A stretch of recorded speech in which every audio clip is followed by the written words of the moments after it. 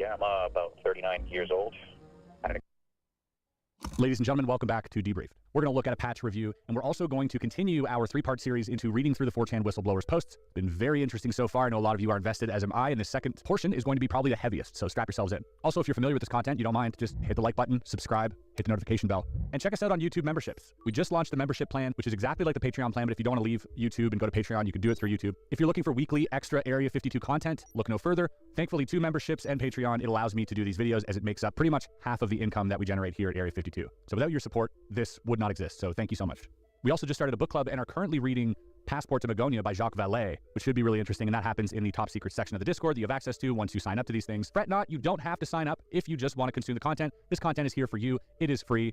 The rest of the stuff is really just extra, and it helps support this channel. Folks, now let's get into some patch. We're going to get into a deep dive into these patches here in this launch, namely the NROL 49, the National Reconnaissance Office Launch 49. Liftoff of the United Launch Alliance Delta IV Heavy rocket carrying the NROL 49 mission for the National Reconnaissance Office. The NRO, for those of you who don't know, is basically America's premier spy organization. They purchased these rockets and spy satellites from companies like Boeing and Lockheed Martin, which have formed ULA, and essentially launched them up into space, and they cost billions of dollars, and we're not allowed to know anything about them. But they do put out a patch for the mission and a crest for the satellite itself, which does circle the Earth, and these patches are often very nefarious looking. They have some very strange symbolism on them. So as you can see, this first one, which is the mission patch, there is no description from the government on what this is. We can break it down right now. It features what seems like a burning female angel or devil holding a pitchfork in one hand, a wrench in the other, with a fiery sort of flame encircling her body, the Earth being overshadowed or eclipsed by the moon or some type of shadow. I mean, just stars. And the word Betty, it is very strange. This is highly suspicious.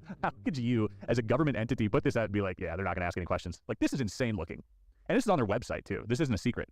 So although we don't know what the satellite is for, where it'll be going, like, what is this? Diana Pasulka has a really interesting take on this in her book, American Cosmic. I highly suggest you read it. It's a really good book. But it does talk about how NASA sort of engages in a lot of these rituals before and during the launches. She kind of puts it in a very eloquent way, basically saying that they want everything on their side. These launches are so freaking precise that they need absolutely every single facet and angle of this launch covered before they send it off into space, including esoteric things, including spiritual guidance. And so often they will depict things like this and have these sort of ceremonies and rituals, or even get the satellites blessed by the church, and because they want everything to go right. And what I found out, which he actually did not know, and I pointed it out to him, was that the whole thing was a ritual. The whole thing was ritualized. So they identified certain time periods astronomically when it would be beneficial to launch, and they also had, the rockets had Roman gods on them, and they also had Latin, 1st century Latin, not medieval Latin. It wasn't Catholic Latin. It was basically imperialistic Latin.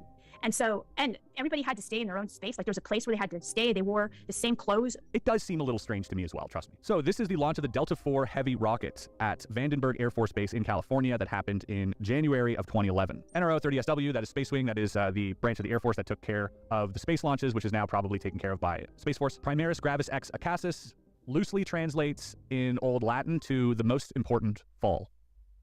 What are they talking about here? Are they talking about, you know, fallen angels? Because it kind of looks like they are, especially with the pitchfork, the fiery hair, and the wings.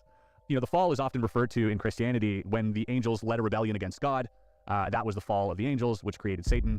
So there's that. Also, the Book of Enoch, angels descended to earth and taught forbidden knowledge to humans, hence perhaps the wrench here.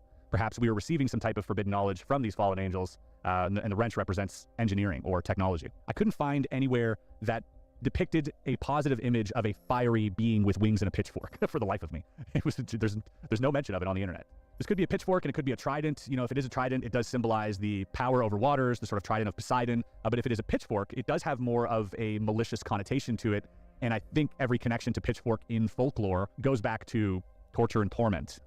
Yeah, make of that what you will. But the shadow cast on the L right above it is the shape of the rocket. Here's the rocket itself. Here's the shadow. You can see that there is a similarity here. Now, there are 4 stars on the left and then 1 star that is higher. I think that the stars probably symbolize some type of satellite or some type of project, and this is the 5th one being launched. Now, the word Betty is really interesting. This probably refers to Betty Sapp, who, when this patch was launched, was slated to be the next director of the NRO and the first female director of the NRO. Betty also worked as manager of the A-10 engine at Wright-Patterson Air Force Base, which notoriously conspiracy theorists say housed the Roswell crash. And in 97, she joined the CIA. In 2007, she was appointed Deputy Undersecretary of Defense for Programs, responsible for executive oversight of defense intelligence-related acquisition programs and execution of the military intelligence program. Now, that is a mouthful.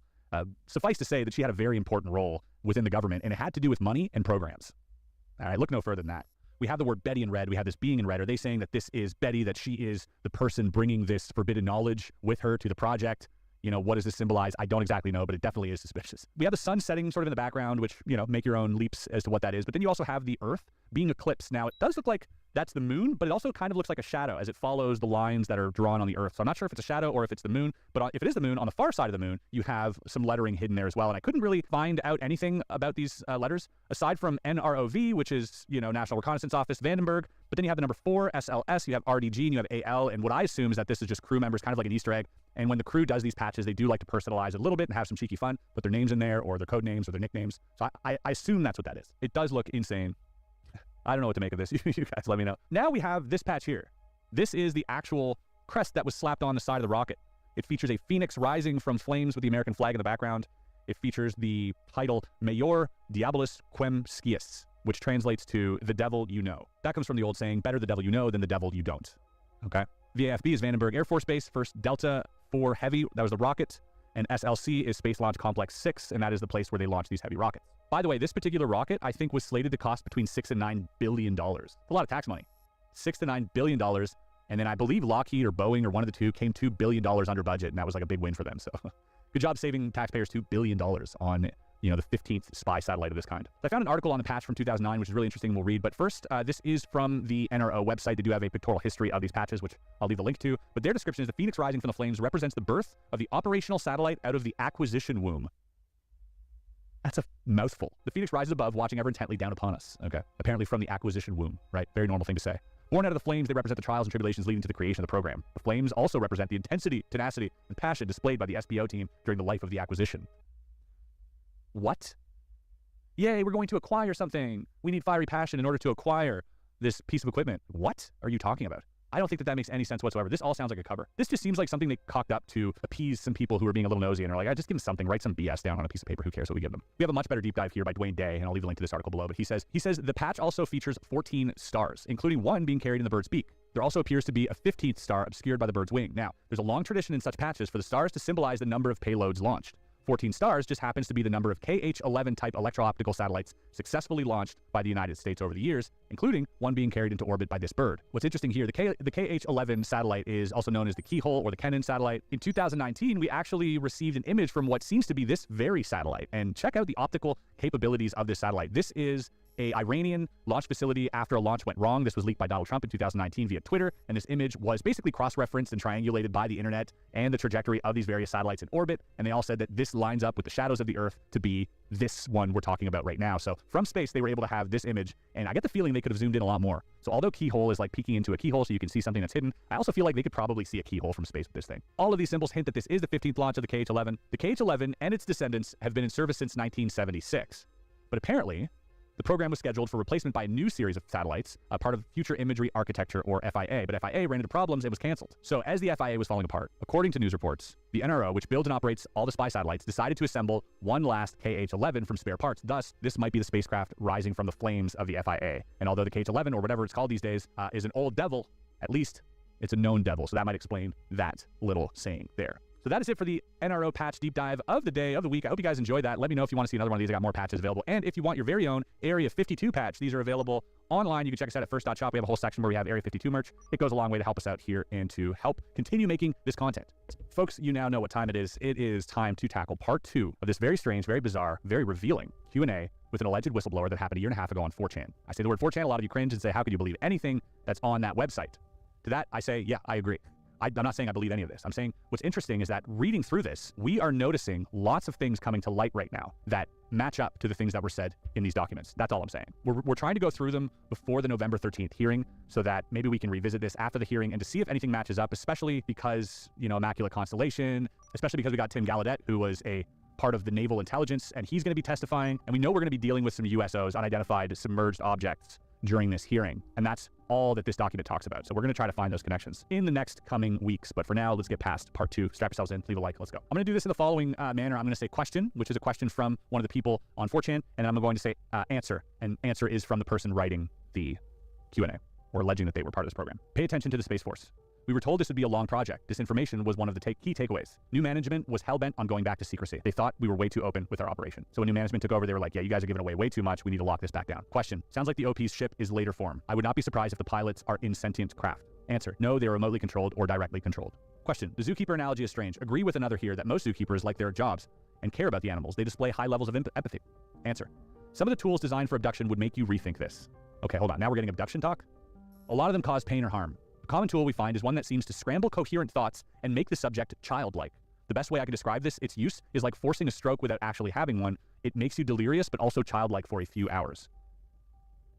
You know, I'm currently reading a lot of David Jacobs' work right now, namely the book The Threat, which talks a lot about abductions and hybridization and that type of thing. This is very interesting. Now, does this person posting also have an affinity for UFO books and they're making this up? That could possibly be the case here, but terrifying nonetheless. Virtually causing a temporary lobotomy does not sound pleasant at all. Question, are these beings incapable of empathy? Do they have emotions? I assume they must have learned something from the recovered bodies. Answer, never interacted with them, only heard information passed along. They can be upset, though, with previously mentioned topics. They definitely have emotion. So again, I think he's referring to when we talk about nuclear weaponry or war or anything that has a big impact on the planet. I think that's when they get evolved emotionally. Question, are they from off-world and true ETs? Answer, the US and leadership were adamant they were off-world. Question, why the cloak and dagger? Answer, you're asking the same questions leadership struggled with. We were not entirely sure. Question, if the Air Force is confused like you say, why is it the only agency we know of that is not cooperating with Congress in the Arrow? Answer, you might get a laugh out of this. The USAF is kept in the dark. We operated above them. A close coworker wondered if even the president knew, namely Trump, because we both thought he would just tell everyone. And we now know from several interviews that Trump has had that he has apparently been briefed on some of this stuff, met with some pilots who say they saw some orbs. You know, to what extent we know that's true, we don't, but, you know, he said it multiple times. Question, any idea what they might be waiting for? Answer, personally, I think they just want us to grow and become sentient. UFOs arrive all the time and dock with a mobile construction unit. The way I see it, travel time is quite fast. If something was coming to destroy us, it would have arrived already. Sigh of relief right there. But I do agree as well. I think if you can zip around the planet, perhaps around the solar system and the galaxy, I don't think it would take that much time to get here. I think they would have already achieved what they set out to do. Question, finding out the truth made them cry and fear for their lives, their offspring will live.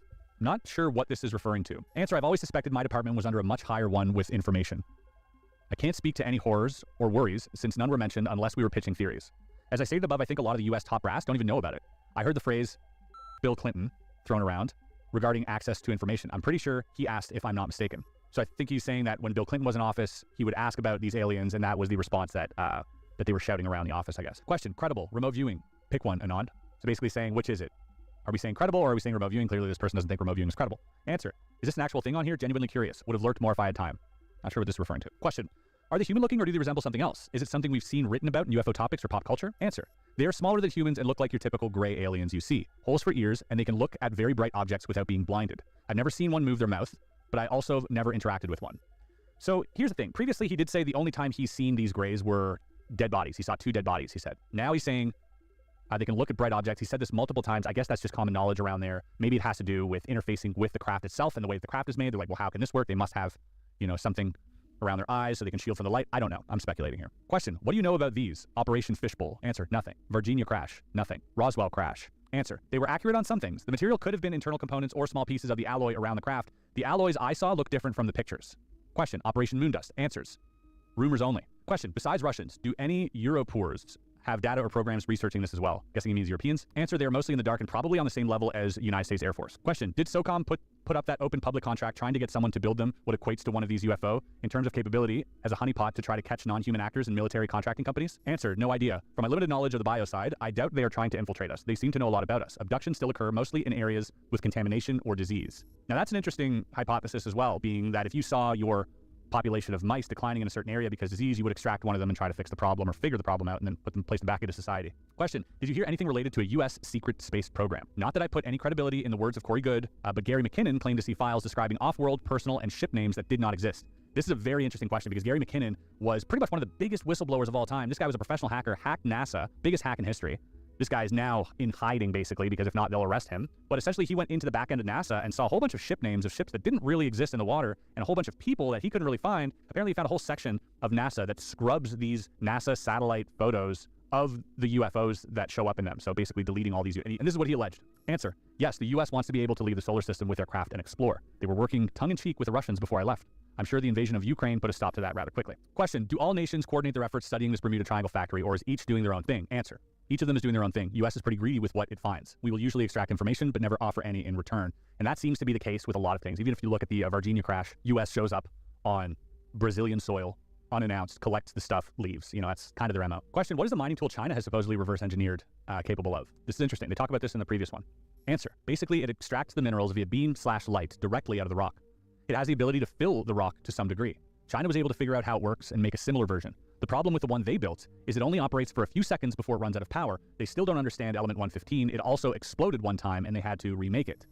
What an interesting thing to say if you're lying. What a weird fact to throw in there. Question, are the made-to-spec craft you describe just the metal-looking spheres observed and brought up in the latest Arrow hearings? Seems to be a lot of orbs and discs and tic-tacs. Answer, yes, this is exactly why they always look so different. Things like triangles and hard-edged squares don't exist though. Pill shapes are extremely sought after, and some we think are freighters. Okay. Question, not a huge variety you'd expect from made-to-spec craft. Answer, the best analogy I can give for the variety spec comment is think of it like wrapping food in tinfoil on a plate. It's a bad analogy, but you get the idea. Usually they will always be round or oval, sometimes even pill-shaped. The tinfoil fits the intended function of covering everything without squishing it. So if you were to take a plate, put some food on it, put some tinfoil, that's kind of what it would look like. Makes sense to me. It's an interesting take. Question, even stories of MJ-12, Majestic 12, suspect the president didn't have a need to know. Answer, staff at our agency were usually older and had been there forever. This tracks when considering term limits. Question, many abduction stories seem malevolent. Answer, previous post, I mentioned tools. I think the harm they cause is the same as cutting open a mouse to check the local population for signs of bad health in a population. Collateral damage. I think that's what I suspect too. Like for the greater good type deal. Question, do they just not like humans and like the planet? What's to stop them from just culling us all? Answer, they could absolutely destroy us if they wanted to. They've started launch sequences before that we suspect were tests on what they are dealing with. My personal view is that they have to stay out of our way but keep us from destroying ourselves. I imagine life elsewhere in the universe often destroys itself. Maybe he's alluding to some type of agreement, you know, between the extraterrestrials being like, hey, let's not harm them, but let's take the guns out of their hands. They're, you know, they hurt each other fine, but like, let's try to keep the nukes at bay at least. Question, do you think we'll get more answers from the government? Disclosure, as in them telling us aliens exist, or will the cover-up continue? Answer, at one point they briefed us about opening up information about the craft, but not the construction unit. Nothing happened for months. Now leadership shows up suddenly, it's back to bullshit and secrets again. Question, as the USAF, they must have images and videos of these things pretty close up. You think they would be the agency with the most knowledge of the subject? Answer, the USAF's goal is to fight other countries. They have footage, but it was mostly discovered and recorded by sheer chance. The Space Force, however, will be an entirely new thing. Their focus is similar to ours with a sprinkle of disinformation. You know, and as we were mentioning previously, NRO as well, I mean, that works with the Space Force. These people are the people that have footage and photos. Make no mistake. If they can take a photo of a penny on the ground, they can find a UFO in the ocean. Question, are all these craft related to this factory and grays? Answer, the ones we looked at, yes. Question, or are there more species coming here? Answer, possible, but I wasn't made aware. It wouldn't shock me. I've wondered if we are being protected from others. Some of you mentioned that in last week's comments as well. Question, do we produce it or is it collected from other craft and just recycled? Because that seems to be the case. Answer, we tried to produce it and failed. This is, I think, referring to the alloy or the 115. We tried to produce it and failed. We produced a shitty variant of it and use it for certain parts we build. Most of what we use for things that cannot be replaced is recycled. Our ability to rehash their shit has gotten better slowly. Again, not very technical with the jargon here. You know, leads me to believe that this might be lies. Like, I mean, if you're in charge of craft analysis and retrieval, like, you know, unless you're just some mindless jarhead soldier that can be programmed by the government, but this person seems to be, you know, intelligent, you would think there would be more technical jargon. Question, or is it used up to the point we need to produce it to continue testing? Answer, they set aside certain amounts for research, most of it goes towards reuse. Question, is there tech that was gained from these craft that the military widely uses today, or civilians for that matter? Answer, a lot of your stealth aircraft sport smoother designs for one. Learning to track them also helped with targeting software. Laser technology comes to mind since it's a crippled version of what they use. Most of what I saw was way above us. It's hard to put the hammers and how you see through them into words. It's not like a drone camera, and it's not a clear image, to us at least. So what seems to be the case here, first of all, is that lasers, he says, the ones that we use are like a crippled version of what they use. Now, there are videos out there and testimony of people who've seen these crafts use lasers to sort of scan things. Like, they do use some type of laser technology. Interesting that he says our stealth capability has gotten better, and learning to track other vehicles has gotten better because of us trying to track these vehicles. That makes sense to me as well. Now, it's not like a drone camera. It's not a clear image, to us at least. You know, this might be referring to the comment made about how they see differently. Maybe they see a different spectrum of light. And perhaps in the ships, the projection that is being shown in the ship of what the craft is looking at has to be deconstructed by, you know, their capabilities somehow. I don't know. So he's talking about natural disasters here. Answer, they have a distinct fascination with radiation. Remember how I mentioned they didn't go far from home base? When Fukushima happened, the construction facility deployed multiple UFOs to the location over multiple weeks. They are also very interested in Ebola at one point. We can't confirm abductions since the local population is, you get the idea, no one cared. Question, according to Elizondo, Italians seem to have a good grasp on the phenomenon, including that they originate somewhere from the Mediterranean. Is it possible there is another UFO factory there? Answer, starting this thread and seeing everyone mention the Arctic has me wondering if there were others. It would make sense with other sightings since, as mentioned previously, far from home is rare. Basically saying that these craft never really leave the base that they were constructed in. Possibly there should be, logically, other, you know, MCUs around the world. Question, does the moon hold anything of interest? Answer, no, not that I'm aware of. We know that UFOs entering and exiting the atmosphere do not go towards any known planet often. Okay. Question, 1, are there flying orbs just scouts? Question mark. Research drones? Question mark. Answer, do you mean orbs in the sky, or do you mean landed craft deploying them? I've mentioned previously that there are tools that are shaped like hammers. They emit extremely bright light and are used as a sort of drone or scout. They are able to view almost 360 degrees and detect everything from minerals to bio. If a human encounters them, they usually are deployed to keep watch and figure out when to wrap up and leave. Question, do you think they interfere with our general science or investigations? Answer, yes. They do not want to be studied. They also do not collect down craft or occupants. It seems to be an oh well approach. Element 115 is the exception. They don't seem to enjoy the idea of us toying with it. Probably for good reason. Question, do they seem to learn when the craft get caught? Answer, yes. They can find a UFO in the ocean. Question, are all these craft related to this factory and grays? Answer, the ones we looked at, yes. Question, or are there more species coming here? Answer, possible, but I wasn't made aware. It wouldn't shock me. I've wondered if we are being protected from others. Some of you mentioned that in last week's comments as well. Question, do we produce it or is it collected from other craft and just recycled? Because that seems to be the case. Answer, we tried to produce it and failed. This is, I think, referring to the alloy or the 115. We tried to produce it and failed. We produced a shitty variant of it and use it for certain parts we build. Most of what we use for things that cannot be replaced is recycled. Our ability to rehash their shit has gotten better slowly. Again, not very technical with the jargon here. Leads me to believe that this might be lies. Like, I mean, if you're in charge of craft analysis and retrieval, like, unless you're just some mindless jarhead soldier that can be programmed by the government, but this person seems to be, intelligent, you would think there would be more technical jargon. Question, or is it used up to the point we need to produce it to continue testing? Answer, they set aside certain amounts for research. Most of it goes towards reuse. Question, is there tech that was gained from these craft that the military widely uses today, or civilians for that matter? Answer, a lot of your stealth aircraft sport smoother designs for one. Learning to track them also helped with targeting software. Laser technology comes to mind since it's a crippled version of what they use. Most of what I saw was way above us. It's hard to put the hammers and how you see through them into words. It's not like a drone camera, and it's not a clear image, to us at least. So what seems to be the case here, first of all, is that lasers, he says, the ones that we use are like a crippled version of what they use. Now, there are videos out there and testimony of people who've seen these craft use lasers to sort of scan things. Like, they do use some type of laser technology. Interesting that he says our stealth capability has gotten better, and learning to track other vehicles has gotten better because of us trying to track these vehicles. That makes sense to me as well. Now, it's not like a drone camera. It's not a clear image to us, at least. This might be referring to the comment made about how they see differently. Maybe they see a different spectrum of light. And perhaps in the ships, the projection that is being shown in the ship of what the craft is looking at has to be deconstructed by, their capabilities somehow. I don't know. So he's talking about natural disasters here. Answer, they have a distinct fascination with radiation. Remember how I mentioned they didn't go far from home base? When Fukushima happened, the construction facility deployed multiple UFOs to the location over multiple weeks.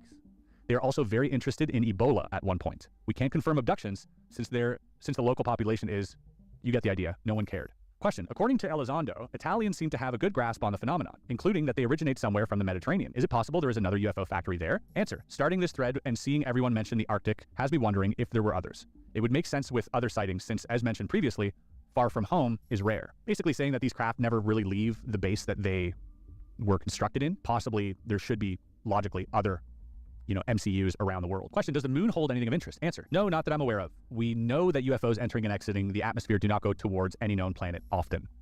Okay. Question, 1, are there flying orbs just scouts? Question mark. Research drones? Question mark. Answer, do you mean orbs in the sky, or do you mean landed craft deploying them?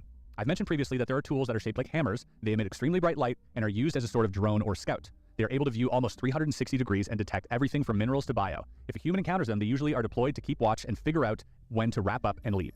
Question, do you think they interfere with our general science or investigations? Answer, yes. They do not want to be studied. They also do not collect down craft or occupants. It seems to be an oh well approach. Element 115 is the exception. They don't seem to enjoy the idea of us toying with it. Probably for good reason. Question, do they seem to learn when the craft get caught? Answer, yes. There's an area they actively avoid in Mexico, among others. They also deploy more drones than piloted craft unless absolutely necessary. So there's a place in Mexico. Now, I've heard whispers, especially also mentioned in Diana Pasulka's work, in Mexico or New Mexico or between New Mexico and Mexico, there is a place called the Giving Fields, pretty much, where things turn up, namely craft or metamaterial. I've only heard rumors of this, but that would make sense. Question, do they become harder to capture next time? Answer, yes. Question, is the technology they reproduce increasing rapidly or lags for years? Answer, I wouldn't say it's an increase in technology. It's more like adjustments / better understanding of how to operate.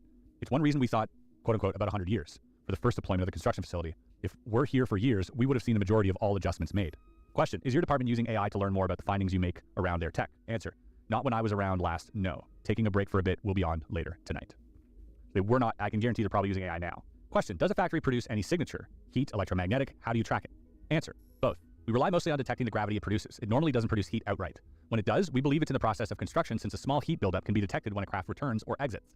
We think this happens when it's being broken back down into parts or assembled. We can only detect these heat signatures when it's near the surface of the ocean, so sometimes a UFO will pop out on us. Now that's interesting. That's a little bit more technical, and that, makes me a little bit more, raises my eyebrows a little bit more. Question.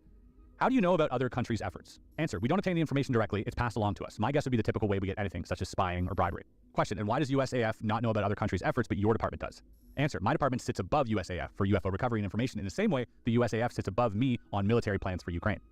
We were told at the time that if we had to give away information, only tell the public what the USAF knows. I'm pretty sure other countries, no departments like mine exist. So he's alluding to, that this program is above classified. It's above top secret. It's above anything. It's a black project. It's something that no one's supposed to know about, but it functions essentially above all the other things in regards to UFOs, but not in regards to, other missions. Question. Alternatively, do they know about U.S. efforts? Answer. Russia and China, yes. Others, it depends on the level of information. Some governments still don't know aliens even exist or aren't sure. Question. How do we know you aren't some FBI agent or other glowy? Answer. There's no way for me to prove that to you. You should always be asking, though. All I can say is pay attention to the things as time progresses, and you'll be able to look back and see I was right. That's what we're doing. We're paying attention. We are paying attention, and we are looking back. And man, this might be really interesting if you guys, put a pin in this video, bookmark this video, this series, come back to it after the hearing, or it's all BS. Who knows, right? That's the fun part of being on the internet, is that we don't have to believe any of this. We can just read it, dive deep into the lore, have fun, and go about our days. Or, we can take it as truth. It's totally up to you. Question. The government does know about them, but only at the majestic level? Answer. I stated before, I'm not naming the department. The term majestic was considered outdated. Okay. What about immaculate? Question. The symbols that you did see, did they remind you of any other symbols you've seen on Earth? Answer. No, just what I mentioned. Question. Hey, original poster, what do you make of Eric Davis' memo? I believe you, by the way. And then he asks to link it. Question. How many craft do we have at the moment? Answer. I don't know. I can tell you I've seen about 18 different models pass through for testing and research. Question. Is Lockheed Martin involved in reverse engineering? Answer. They are a great company, aren't they? I mean, we already know this. Question. Can you describe some of the other tools found on the wrecked craft? Answer. We have found things as simple as basic tools akin to tweezers to the lab. One thing that sticks out to me was an oval-shaped silver ball that would change colors based on how close it was to a source of energy. Another would be a sheet of metal that allowed you to view the bones by placing it near someone's hand. Whoa, so kind of like an X-ray, or like one of those pieces that detects magnets, those little green pieces of plastic that detects magnets. Question, can you describe any injuries or deaths that occurred involving alien craft? Answer, I witnessed no deaths or injuries aside from corpses. I never got to see one we had with an abductee, but they weren't sure at the time if she died on impact. Wait, so they're saying an abductee was in one of these crafts when they recovered it?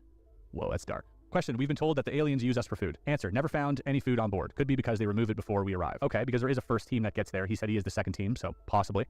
Question, my question is, are they going to invade humanity en masse? Answer, I think wiping us out would be easy for them currently. No idea why they would wait. Question, what do you know about element 115? Answer, what I described above. Has its own field of gravity, but is weak on its own. Question, is it really a stable isotope of the element with atomic number 115? Answer, yes. I'm no expert in that field, though. We are given the basics. Question, how would you go about interacting with it? Answer, you can hold it. Removal is done very gently, though. Wait, so he says you can hold it, but then he's also confused as to why Bob Lazar was able to hold it. Interesting. Question, where is it typically found within downed craft? Answer, compartment near the engine, usually not far from the center of the craft. If the craft has a frame with a centerpiece, we have to extract it from an angle. Not sure what that means. Question, fake, how can an element be anti-gravitational? It would fly to space and you couldn't find it. Answer, maybe my explanation was bad, but I feel like it's just your reading comprehension. It emits a weak field of gravity. It doesn't float away, however. It doesn't float away or hover. Question, why would they allow you to investigate them? Answer, I think they just cut their losses. We don't get much opportunity otherwise. He's talking about why would the other craft allow the humans to investigate them. Question, couldn't it be on purpose to see how much you can discover? Answer, just looking at the way they operate, I doubt it. Question, and isn't it dangerous that the Chinese had this tech? Answer, the US is quite upset over it. They won't trade either because they know we will trade in bad faith, so they aren't exactly wrong. I mean, that is a big problem if that is the case, Any adversary having this tech. I mean, that is the very reason, I think, personally, my opinion on this, why this is kept secret. A lot of people are fighting for absolute disclosure that we have the right to know absolutely everything. But you can also draw a line back to what happened when we found out we can split an atom. It didn't take hours before physicists around the world made the connection and said, wait, we can make a bomb with this. And I think this holds far greater implications. I think if you can distort gravity, obviously it's connected, space and time are connected. If you can mess with space, you can mess with time. I don't know to what extent you can mess with time. I don't know anything about that stuff, but I do know that if you were seeking to make a weapon out of this, you could probably make one that is the most devastating. And that might be the reason why these craft are keeping an eye on us, because they know very well that if you reverse engineer this stuff long enough, something bad's going to come from it. And they've probably seen it happen before, which is why they deployed these mobile construction units as a sort of, safeguard, keeping this planet from exploding like the other ones did. Makes sense when you put it that way. Question, all models powered by element 115? Answer, every model I've seen operates this way. I've always wanted to see inside the construction unit for this reason alone. Question, the Varginha incident? Answer, I had to Google a bit of this. It seems somewhat far out there if I'm being honest. Okay. Question, what's up with anal probes? Answer, I think we both know where this thread would go if I touch on this topic. Fair enough. Question, are the females aliens sexy? Answer, the ones with or without probes. All right, this is degenerating. Question, hey, what about the Zimbabwe incident where the craft and the Greys landed in Rua, Zimbabwe? The Ariel incident. Very good question. Answer, it doesn't seem likely, but here's the kicker. Based on what they described, I believed them, minus a few things they said. Question, out of curiosity, do you know of any direct contact of agents by them? Answer, never heard of any direct contact started from their end. That doesn't mean we haven't. Okay? Question, I'll never understand this. The current implementation of compartmentalization and complete secrecy is a fool's errand. Answer, one of the minor reasons I'm here, we agree. I do think the initial panic would be really bad, especially for religious community. And that's been sort of touched upon multiple times, that it would cause mass panic, hysteria, the economy would collapse, people, who believe in God, it would crumble the, religious state. But again, I think the far greater implications are war and weaponry. I think this is Hal Puthoff who said this, but if the government discovered a drop of water, the first thing they would do is try to figure out how to drown someone in it. And I think that's very, very telling about what the intentions of the government is. I mean, most of the money goes into this stuff.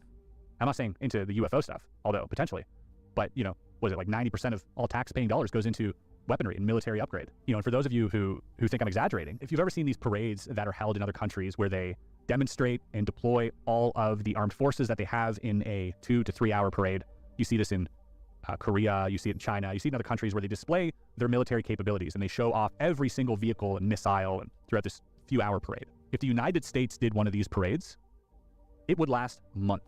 Just to give you an idea of the sheer scale, all right? So never underestimate the military-industrial complex of the United States and their intentions as well. Question, does the recently disclosed Trinity case have any truth to it? Jacques Vallée wrote a book about it. Answer, no idea.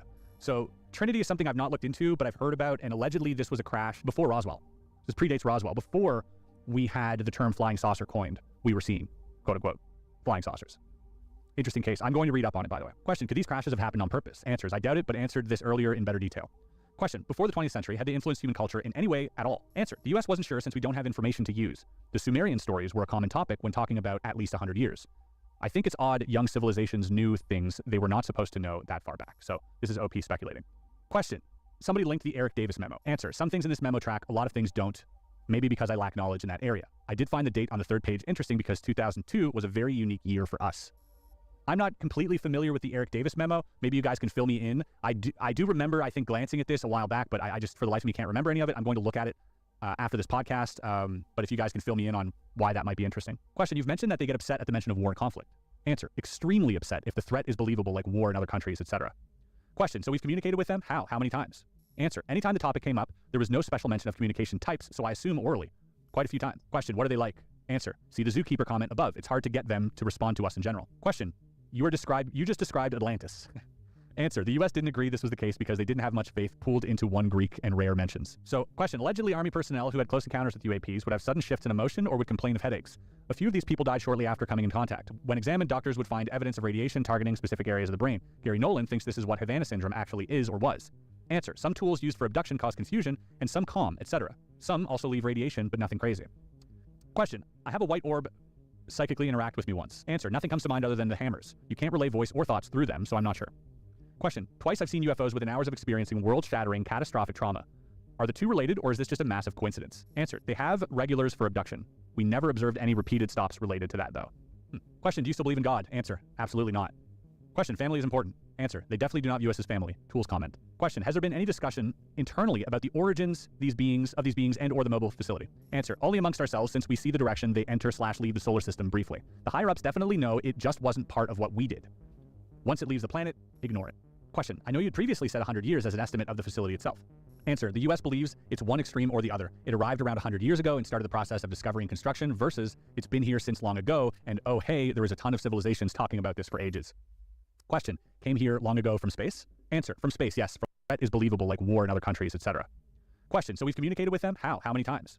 Answer, anytime the topic came up, there was no special mention of communication types, so I assume orally. Quite a few times. Question, what are they like? Answer, see the zookeeper comment above. It's hard to get them to respond to us in general. Question, you just described Atlantis. Answer, the US didn't agree this was the case because they didn't have much faith pooled into one Greek and rare mentions. So, question, allegedly Army personnel who had close encounters with UAPs would have sudden shifts in emotion or would complain of headaches. A few of these people died shortly after coming in contact. When examined, doctors would find evidence of radiation targeting specific areas of the brain. Gary Nolan thinks this is what Havana syndrome actually is or was. Answer, some tools used for abduction cause confusion and some calm, etc. Some also leave radiation, but nothing crazy. Question, I have a white orb psychically interact with me once. Answer, nothing comes to mind other than the hammers. You can't relay voice or thoughts through them, so I'm not sure. Question, twice I've seen UFOs within hours of experiencing world-shattering catastrophic trauma. Are the two related, or is this just a massive coincidence? Answer. They have regulars for abduction. We never observed any repeated stops related to that, though. Question. Do you still believe in God? Answer. Absolutely not. Question. Family is important. Answer. They definitely do not view us as family. Tools comment. Question. Has there been any discussion internally about the origins of these beings and or the mobile facility? Answer. Only amongst ourselves, since we see the direction they enter/leave the solar system briefly. The higher-ups definitely know it just wasn't part of what we did. Once it leaves the planet, ignore it. Question. I know you'd previously said 100 years as an estimate of the facility itself. Answer. The US believes it's one extreme or the other. It arrived around 100 years ago and started the process of discovery and construction versus it's been here since long ago and oh hey, there was a ton of civilizations talking about this for ages. Question. Came here long ago from space? Answer. From space, yes. From long ago, I'm not entirely sure, and neither was the US. I lean more towards recent contact. Question. I'm guessing that the biology department has little to no communication with yours? Answer. I wouldn't know they exist if I didn't see them. We get a basic rundown the higher-ups give us. If we send information forward, it is always passed along.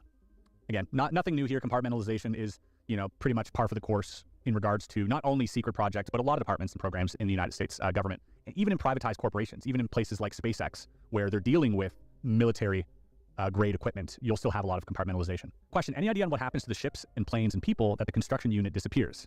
Answer. Destroyed near instantly with no suffering. Question. Can you try to draw some symbols for us? Answer. I can't remember anything specific if I'm being honest. It all looks the same to me. Question. Does the language look linear like ours? Answer. Yes, but there are soft corners and things like dots, but not too many. Dots is interesting. We've seen a lot of dots. Question. A queen bee essentially is the mind of her workers. Answer. If you mean the construction unit versus UFOs, we wondered that too. Now that's something I touched on at the end of the last video, that hive mind comes to mind here. That potentially these aliens might be AI controlled by some type of hive mind overseeing the entire project. Who knows? Question. What about the space-time manipulation? Any hunches there? Answer. Never heard any ideas pitched other than the engine/gravity causing time dilation. This is what Bob said. There was time dilation when the emitters were focused on a certain area. They would see a candle flame freeze entirely, still emit light, but the flame itself wouldn't flicker. Somebody says, spill the official internal name. And the answer was, should I send you a copy of my driver's license too? Question. I agree OP is not only contradicting actual data we have on UAPs, but is also acting like he has access to all compartmentalized departments of DIA. Answer. If it provides any context, I knew a lot less until I managed the team the last few years. You should be skeptical. I might be on later, but if not, then the afternoon. He logs off. We still got quite a way to go. We're roughly about 2/3 the way through this deep dive into the 4chan whistleblower. Key takeaways here: a lot of mention of Element 115, some mention of abductions. Everything seems to track still with what we know about the UAP phenomenon, so either this person is LARPing and they are completely familiar with UFO lore and are answering based on current knowledge of UAP and then adding a little bit of their own storytelling in the mix, or, yeah, they're telling the truth. Those are the options, right? The options are, he's lying, he's telling the truth. If he's lying, good job. A lot of this does seem very well thought out, like the universe building. Like when you're building Star Wars or when you're building Dune, you have to build a universe, and everything has to coincide with everything else in order to justify its existence. And if one thing is out of whack, then the universe sort of falls apart and you're retracted from the fiction, right, when creating a story. And so you have to be very meticulous on how you create this universe to make sure things don't contradict any other pieces of evidence. And I think so far he's done a pretty good job of that. But what are your thoughts? Have you found any inconsistencies with today's reading? I would love to know in the comments below. I would also, love to see if Bob Lazar, what he would have to say. Part of me feels that he would say, yeah, I guess this checks out, but because again, he doesn't know all the details, so he has to speculate and assume that what this guy's talking about is true as well. Gonna look into the Davis files, the Eric Davis memo. It rings a bell. Let me just look that up real quick. Also, if you were to do this nowadays, like this type of Q&A with ChatGPT, I feel like you could create a pretty good LARP. So I would be wary of anything coming out online based on the fact.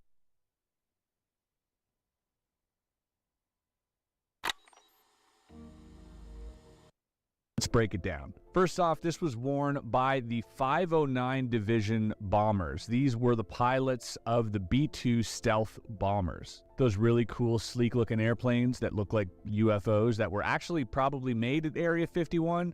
But the 509 go back way farther than that. You see, the 509th Division was originally the bombers who dropped the bombs on Nagasaki and Hiroshima in 1945. So late in 1945, after that, the 509th actually moved. Guess where they moved? Yeah, Roswell, New Mexico. They were stationed at the Roswell Army Base in New Mexico and was renamed the 509th Bombardment Group, where it became the core of the newly formed Strategic Air Command. And so after that, they actually moved to the Whiteman Air Force Base in Missouri. And that's where they currently reside, where they have the stealth B-2 bombers. Their mission statement is execute nuclear operations and global strike anytime, anywhere. That sounds like something out of Team America, but that's a real thing. The vision is America's premier bomb wing. Trusted airmen executing nuclear and conventional air power. Combat ready today, preparing for tomorrow. Now, at the top of the patch features a prominent sentence which says, to serve man. How lovely. How lovely to serve man, to serve us. That is so cool. Except when you know where this originated from. Now, we'll get to that in a second. See, prior to serve man, this actually said classified flight test. Now, this patch was, as I understand it, not the official patch of the 509th bombers. This was kind of like more of a morale booster. And originally they had classified flight tests, but Air Force Command was like, yeah, you can't write classified on a patch. So change it up, and they changed it to this. Now, this just goes to show you how much fun these people are having with patches that they wear, because this quote, to serve man, actually comes from an episode of Twilight Zone, March 2nd, 1962. Season 3, episode 24, features aliens coming down to Earth and giving humanity books, which says, to serve man.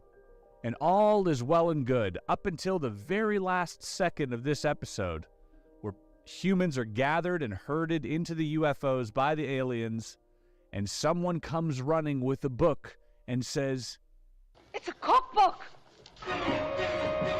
And that was the plot twist of the episode. Great episode. Classic. And if that wasn't enough, at the very bottom it says, gustatus similis pullus. Now that sounds very Latin. And what that actually means is, tastes like chicken. Not joking. That's what that means. Now, we see this alien depicted sort of chomping down on this B-2 bomber. We also see these lines in the background, and we see what seems like either a pitchfork or an actual fork to the right of the alien, and on the left side of the alien is a knife. So it looks like a fork and knife, and then there's like this golden X. There's also this symbol on the B-2 bomber, the circle with this sort of golden little protrusion on it. So the alien is probably a nod to Roswell, seeing as that the 509th was actually the first military unit to report the recovery of the debris from the unidentified flying craft that crash landed in Roswell. So the 509th were the first responders. They were the first responders in 1947. They were also the ones who dropped nuclear bombs. Anytime we drop nuclear bombs, aliens show up.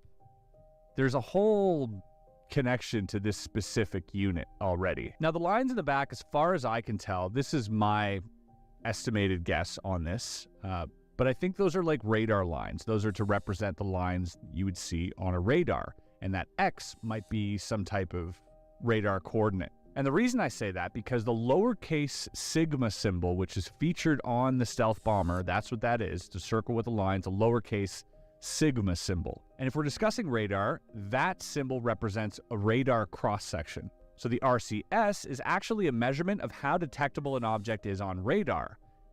And so this would make sense because the B-2 is a stealth fighter. So technically speaking, the RCS indicates how much power is scattered back to the radar source when it hits an object like an aircraft. A larger sigma value means the object reflects more radar energy, making it more easily detectable, while a smaller value implies a stealthier, less detectable object, much like the one depicted here. But naturally, it wasn't completely undetected, as there is an X on these lines. The alien did figure out where the bomber was, intercepted the bomber, got his fork and knife at the ready, and is ready to chomp down. And that, folks, is all I have for this patch here, and I think that's quite enough. Little to no speculation. I mean, we figured that one out, I'm pretty sure. Let me know in the comments if you think I've missed something on this patch. I would love to know. All right, folks, without any further ado, we're going to get into this right now. This is going to be the heftiest portion of the whistleblower files. Strap yourselves in, get yourself a coffee or a drink or something. And if you're listening to this in audio only, I appreciate you. Don't forget to leave us a 5-star review and maybe some kind words over there on iTunes or Spotify. It helps out quite a bit. Also, just so you know, you can pick up the Area 52 patch, our very own little patch that you can slap on. You just iron these on, they're iron-on. You can pick these up at first.shop. All right, we're going to start off with just the original poster, the OP's comment here. He says, the way these are constructed, you cannot take an existing but damaged craft and just add on spare parts from another, close it up, and call it good. Human quote-unquote repairs only go so far on existing craft. Instead, we have a much shittier iteration of what they build. Some parts are not reused, they are just materials for testing or research. Once again, could be that I explained the process too poorly. We don't reassemble them.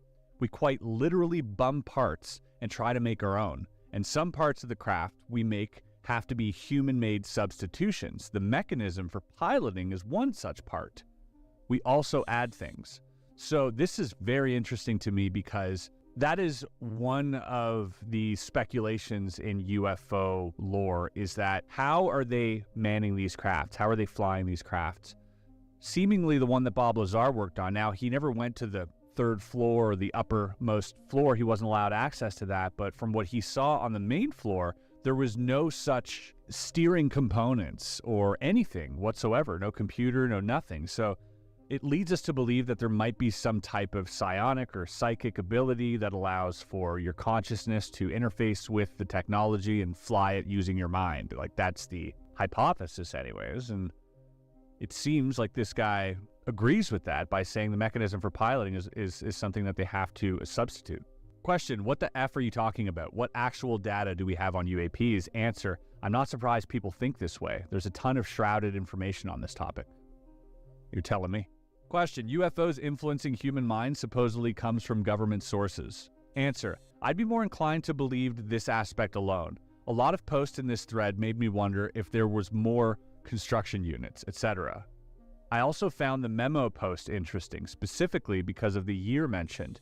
Now, this is the second time he mentions the Wilson Davis memos. I have since dove into this memo and this interaction between Admiral Thomas Wilson and Eric Davis, and the year is interesting. Question, what's his compartment and why is it the ultimate treasure trove? Answer, even if you don't believe me, I think we can agree the bio department would have more info than me by conversation with them alone.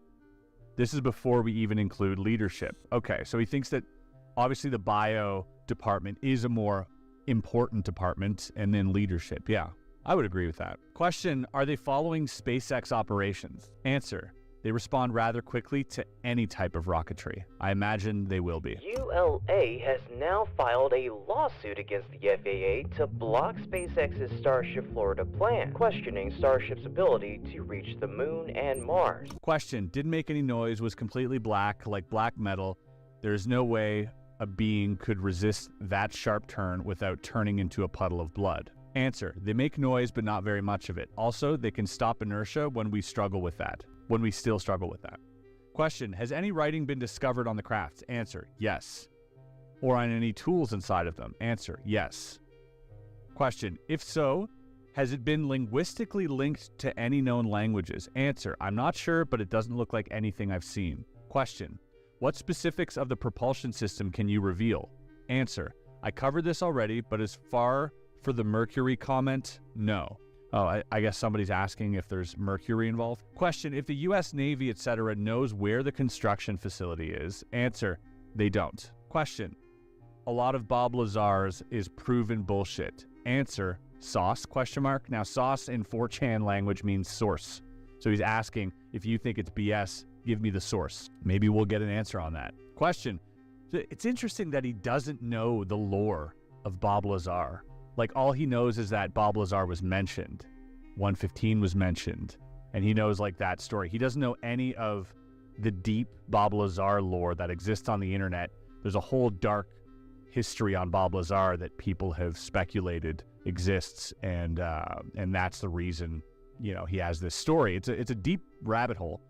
But this guy's not even aware of that. So I find it really interesting that this person here who could be LARPing, could be creating this universe, has very good universe building components and yet missed a really big one. Like, if you're going to build something around Bob Lazar, you want to make sure you've seen every angle, right? And so it's interesting that he hadn't. Either he's an unprepared liar or, yeah, it's real. Question, what does the interior of the craft look like? Please describe it in detail. Answer, I already did this. It's always cramped and hard to stand fully upright. For reference, I'm 5'8". Oh, Interesting that he would give away his height. There's almost never a storage facility unless it is dedicated to something for the craft. There's always a method of interacting with the craft. Tools are not freely placed around the craft, they have dedicated placement. Question, have you only ever entered/seen orbs? Answer, the hammers? If so, yes, I've used them. What? You've used them? Question, or have you been involved with discs too? Answer, no. Be more specific. Question, it sounds like the Tic Tacs or cigar-shaped ones are transports nobody has gotten a hold of, right? Answer, cigar shapes are very rare. Correct. We were told finding one would be career-changing. We suspect they are transports, but ultimately don't know. Question, there are many stories of crashed discs. Please elaborate. Answer, I've never seen a disc. Question, I'm curious to know what you think. Answer, prior to the zookeeper comment, I thought they looked down on us as vile and worthless with intent to destroy everything around us. So before he was told the zookeeper thing, he thought they were just chum. Question, what role do you think Space Force will play in disclosure moving forward? Answer, openly stated to us, discovery for internal use and disinformation to the public. Wow. Question, what can we use as a populace to encourage your bosses to lighten up?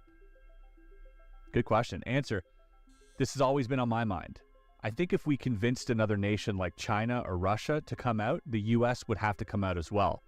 I think having the United States Air Force release their footage was a way to jumpstart SpaceX in a way. That would be a good strategy, though, to get like China or Russia to open up, and then like US would have to follow suit. But I'm sure there's some type of agreement behind the curtain there. Question, the Pentagon has already reported that legit UAPs are off-world vehicles not made of this Earth, while OP is claiming they are made in facilities in the ocean. Answer, I stated multiple times, we've seen them come and go from the planet. We suspect the construction facility is capable of space travel as well. Question, he also stated that they were all unmanned. Answer, reading comprehension issue. I said most of them are unmanned today. This is not strictly the case, and in prior years, we dealt with piloted craft quite often. Even I know this. Guys, come on, if you're going to ask this guy a question, do your homework. Question, people with security clearances that large don't just get on 4chan to spill the beans. Answer, you're not wrong, and if it makes you feel better, watching my internet take a shit last night made me panic a bit if I'm being honest. I could have just ignored your post too. So he's fessing up. He's kind of like, yeah, I am scared. My computer glitched and I thought, you know, he was panicking. Answer, I do not have free access to everything. Visiting crash sites comes with a lot of information by default though. Right. You're probably read into the, you know, the entire thing on a baseline level. Question, providing zero evidence towards his claim. Also the burden of proof fallacy. Answer, was I supposed to steal data from work and post it freely here? How about a copy of my clearance or work badge? Yes, Anon, let me just out myself completely. He's getting pretty defensive about this stuff. Now, you know, that could be defensive because he's mad that we're not believing his truth, or he's trying to cover a lie, you know. That I learned from Spidey. If you haven't checked that episode out, behavioral analyst Spidey helped me out in looking at whistleblowers. Question. Okay, so element 115 provide the weak gravity field and the engine amplify the phenom through resonance? Question mark. Answer. The gravity field remains the same for element 115, but the output from the engine produces almost all of the gravity used for travel. Question. Was the language that Bob Lazar leaked completed? Answer. I've never seen it. Can you post a picture of it? Question, any info about crop circles? Answer, never seen one or heard of it being relevant. All right, fair enough. He's in the ocean. No crops in the ocean. Question, I have a few questions, if you please. Answer, you have a lot, so I'm not answering every single thing. Question, has there been any unusual effects on the environment/wildlife? Answer, no, they do study animals. Question, why or how are they avoiding Mexico? Answer, one area around there is a bad crash zone for them. Question, why was 2002 a big year?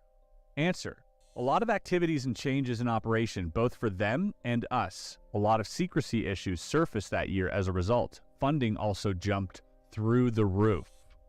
Question, is the lob stressful? Answer, very. Strained my marriage greatly. Question, does it have anything to do with your illness? Answer, I wondered about that, but ultimately I'll never know. Oh, so he's asking if maybe, you know, the interaction with the components has anything to do with his illness, and he wondered that himself. Yeah, that would be something I would wonder too. Question, what kind of training and qualifications are needed to work in this field?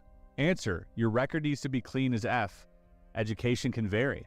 Question, do you listen to public sightings or go off on your own agency's intel? Answer, agency intel all the way. Nearly all of it is passed verbally in person. Right, they don't want a paper trail. Question, how does the government prevent or respond to potential national security threats posed by UFOs coming, going in, and out of the atmosphere, in the ocean, etc.? Answer, wait for crashes. The only time everyone is all hands on deck is if they screw with nukes. We mostly just watch and wait for them to F up. Question, just to steal, learn tech? Answer, this. Question, MJ-12. Answer, that term is more of a history lesson than anything now. So he's saying MJ-12 is done with. They've moved on from that. It's probably got new names. Question, then just say it, coward.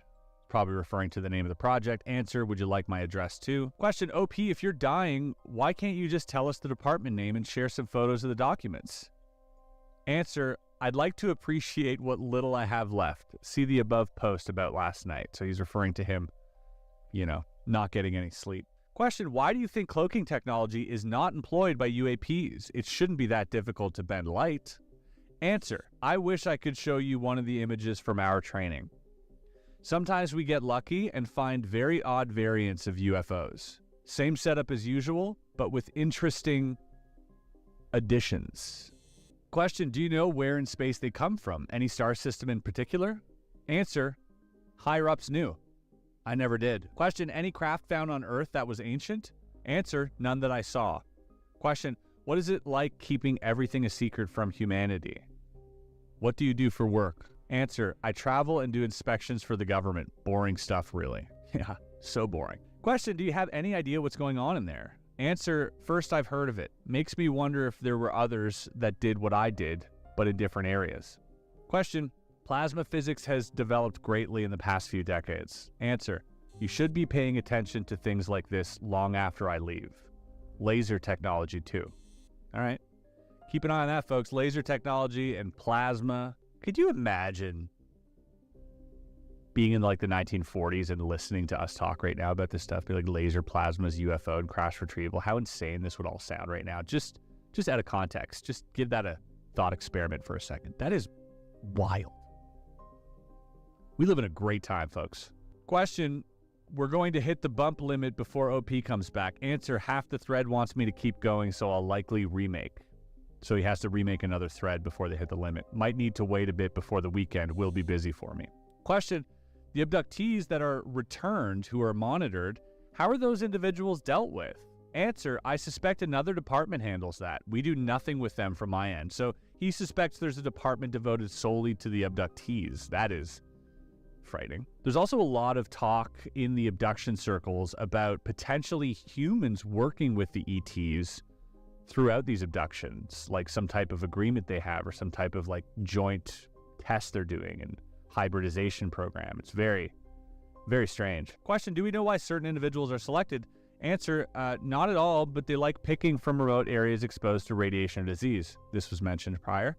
Question, capabilities to remove someone, let us say, from a building in a large city without civilians noticing. Answer, they have to get quite close to start the abduction process. Never seen it happen freely in a crowded city. Taking a break until later this evening. As I mentioned, weekend is busy. If the thread dies, I'll attempt to do another one. Now, clearly the question is referring to the Manhattan alien abduction, Linda Corteil. If you haven't seen that on Netflix, watch that. It's genuinely interesting. But there's a lot more to the story than what they let go on Netflix. Netflix kind of did them dirty, and I do believe Linda and the Bud Hopkins estate are currently suing Netflix for their depiction of what happened, because apparently it's not the full story. I haven't read Bud Hopkins' Witness yet. It's something that I've been meaning to read, but I've spoken to people who have dove into this subject quite extensively, and they can say for a fact that there was a lot that they left out, and they purposely made this kind of look like a hoax. It was very weird. Something to look into. All right, so this is a new thread that the OP is posting to keep the conversation going. This is on Friday, May 5th, Cinco de Mayo, 2023. It's been a bit of a rough week for me. It's still going to be a rough week for me, so I may not reply as much. Drop your questions and criticisms, and I'll answer them as best I can. I'll address some of the other questions I saw elsewhere below. I don't know anything about the Moon Man post. No interest in a trip code. It sounds pretentious. You should be skeptical. Over time, though, I think a lot of people will find themselves coming back to what I said. And this is multiple times he repeats this. And that's the one thing that's really stuck with me. It's also the reason we're reading this before the hearing. So you guys go into that hearing well-informed. OP says, I wanted to go out of my way to answer this one. So the question is, tools with anti-gravitational properties or any portable anti-gravity devices? Answer, very few. Lots of them emit radiation. Question, close encounters are seen with red lights and some orange? Answer, orange is a mineral bioscanning mode. Since most people see orange up close, they are likely being scouted/selected for an abduction. It can see your heart beating and even the valves pushing the blood inside, just to add some perspective. One thing that's really stuck with me. It's also the reason we're reading this before the hearing. So you guys go into that hearing well-informed. OP says, I wanted to go out of my way to answer this one. So the question is, tools with anti-gravitational properties or any portable anti-gravity devices? Answer, very few. Lots of them emit radiation. Question, close encounters are seen with red lights and some orange? Answer, orange is a mineral bioscanning mode. Since most people see orange up close, they are likely being scouted/selected for an abduction. It can see your heart beating and even the valves pushing the blood inside, just to add some perspective. Whoa. Now, although orange doesn't seem like a very terrifying light, to me that is undoubtedly terrifying. And I imagine that these orbs of light, these hammers, are unmanned as well. They're probably just AI drones. Question, red should be defense mode. Just wondering why some close encounters are with red lights. Answer, correct. Red lights are considered defense mode. If red lights are present, chances are the craft wants to leave and has to keep an eye on you while they wrap up. Red also allows very accurate calculation of distance and can detect hostility based on facial expression, etc. If a weapon is fired, the beam is white. Question, do these ships emit any kind of radiation? Answer, yes. Question, landing places always have traces of radiation. Is this BS or is there anything behind it? Answer, this is mostly correct. The source is not the landing and is the craft itself. Question, is any obtained tech nowadays being used commercially? Something we could all know. Answer, lasers. You see lasers everywhere in retail. Now, we covered this briefly last time, and I showed you a clip of a laser scanning this car. And that clip was actually shared by Tom DeLong, interestingly enough. It seems very real, by the way. Question, super high security wrapped facility, hiding in plain sight? Answer, both.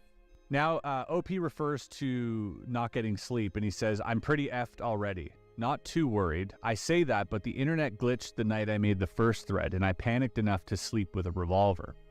I skipped some questions to tackle ones I haven't been asked about. Sorry.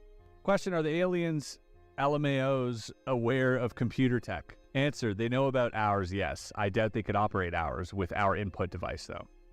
Question, do they have something like digital communication? Answer, chance communication to computer, and you kind of nail it. Oh, change, not chance. He made a typo. Okay. And you kind of nail it. Describing their version of a console/computer is really hard. It works by holding it and thinking about what you want. If you are distracted even slightly, it goes to shit. That is so interesting. That's what I wanted to hear. That is so crazy. A technology that interfaces with consciousness to the point that you have to be so tuned in, like probably in like some type of like zone state, some flow state, some meditative consciousness altered state that you have to be in to even activate these things. It makes me think, you hear the CE5 stuff and this contacting alien stuff. I've always had a theory. So there's this thing with Stephen Greer, and other people have said this too outside of Greer, that you can sort of mentally connect with these ETs that are up in the sky. I've always thought, what if we're accidentally hijacking these things? It seems to me to really make these things appear, you lock in coordinates of where you are in a meditative state, projecting that outwards, onto this alien craft. But what if we're actually hijacking these UFOs? And that's why they appear during these meditations. We aren't summoning them. We're literally driving them. Interesting hypothesis. I'll respond to a few just before I stop. Once again, if the thread closes, I'll make a new one if time and energy permit. There is a lockbox that I've asked to be opened after my death. Hopefully part of that makes it to this board as I've instructed. I've not heard about this lockbox. Could be that OP is still alive. Question, what have we used them for? Okay, so they're talking about the tech, perhaps? Answer, modifying them to fire human the UFOs. Modifying them to fire human weapons is a big thing. Generally trying to test and research ways to reduce inertia. Question, are they exclusively testbed vehicles or do they get used for ISR? Answer, testing is all I've heard. I imagine we didn't stop there and I'm just uninformed. Question, have we taken them out of the atmosphere? Answer, yes, a lot. Question, how extensive are the DoD underground facilities and the tunnel systems? Answer, the facility I worked in was underground and ground level. They span for miles. Definitely not DoD, so no idea. Question, little to no activity here in Florida. Answer, you have a better chance of seeing them in the middle of nowhere. They don't venture populated areas often. Question, is the element 115 really 100% proven to be an isotope of moscovium, or is this just a code name / misinformation to hide some arcane power source? I've never heard of an arcane power source. The older members of our team, when I first joined, joking called the construction facility Atlantis in passing once or twice. Question, are you Air Force? Air Force, no. Question, Karen Seamount is an underwater volcano in the Atlantic Ocean. He says the construction facility never goes near it. I can say that much. Okay. He's answering to somebody else. He says, you think UFO crash sites are illusions. Crazy people don't excite me. Fascinating how a person claiming that they've worked on reverse engineering alien technology in an underground base is calling a skeptic crazy. We live in a very interesting time, folks. I also am of the mind that within the next few years, anyone denying the presence of, at the very minimum, UAP, and at the maximum, extraterrestrials, is going to sound crazy. Question, could a human physically best them? Answer, I'm not an expert, but probably. Their size and frame are one reason they don't make it through the crashes often. Question, wouldn't it be easier for them to mine all the gold they need in some asteroid and bring it to Earth? Answer, I haven't really covered much on the resourcing end of operations, but we believe they do this for certain elements. Gold doesn't appear to be one of them. All right, so question, purely efficiency ad engineering driven? Answer, I've never seen anything emotionally driven in their craft. Okay, so he's asking if it's only engineering rather than emotions or anything else. Question, if so, maybe they're really soulless race, drones genetically degenerate or engineered. Answer, that's one theory. The US mostly believes they are just military, as I previously discussed. Wow. So my theory of them being like soulless AI drones is plausible. The US mostly believes they're just military. They're like soldiers. Question, do you know the stealth capabilities of the ships? I assume not all have the same characteristics, but there's some baseline. Answer, these crafts are so rare we actually almost never see them crash because we can't track them. We only recently started finding craft with stealth capabilities. Maybe 1 in 20 has stealth technology. Question, but there's some baseline. Different internals, same stealth tech. Made to spec, like I said. I have to perform, quote unquote, I have to perform 2 abductions. Make me a craft to fit 2 prisoners and 4 crew and shape it to fit perfectly with all my tools. Again, speaking to the built to specifications comment that he keeps referring, like, if you got to abduct 2 people, there needs to be a place to hold 2 people, etc. Interesting. Question, I don't know if you've answered this already, but what do they know about the underwater pyramid and complex near Cuba? Answer, first I've heard about it. Question, did you work for the government before your current UFO job? If so, mind telling us? Answer, yes. Question, and can you tell us what did you study back then? Answer, absolutely not. You can probably guess easily though. Question, and is this construction facility somehow related to the incident that happened back in 2019 west of San Diego? Answer, rumors and questions because we weren't tracking them at the time. Question, do our conventional weapons have any capability against the UAPs? Answer, they look like they would go down to a pistol. In reality though, I'm not sure. Question, what about the lasers that are being tested against UAVs and rockets? Answer, wouldn't surprise me even slightly. They do nearly everything with light and lasers. Question, what are your thoughts on the Baltic Sea anomaly? Crashed UFO or just a weird-looking geological thing? Answer, doesn't stand out to me. I also don't know what a few decades under an ocean does to them either. Speaking of which, the main construction facility does not rust or deteriorate from what we can tell. Which would make sense because apparently Bob Lazar's craft that he worked on was... See, that's the thing. I think I heard this, and I'm not sure if I heard it from Bob, but apparently the craft that he worked on, rumors had it that this craft was found in some type of excavation underwater and dates back to like 10,000 years. That's rumors, though. But that might be just misinfo to see who's spreading that information. Because if that was the case, then they wouldn't speculate on whether or not this has been around for a long time. But interesting that it doesn't rust. Question, it was even stopping electrical equipment when ships were sailing over. Answer, they have this ability. Question, did anything surprising or unexpected ever happen at the crash sites? The last question by Isaac Asimov is one of the most famous sci-fi. There will be nothing. They decide to ask Multivac if there's a way they could somehow reverse entropy and stop the universe from dying. Multivac responds, insufficient data for meaningful answer. For fun,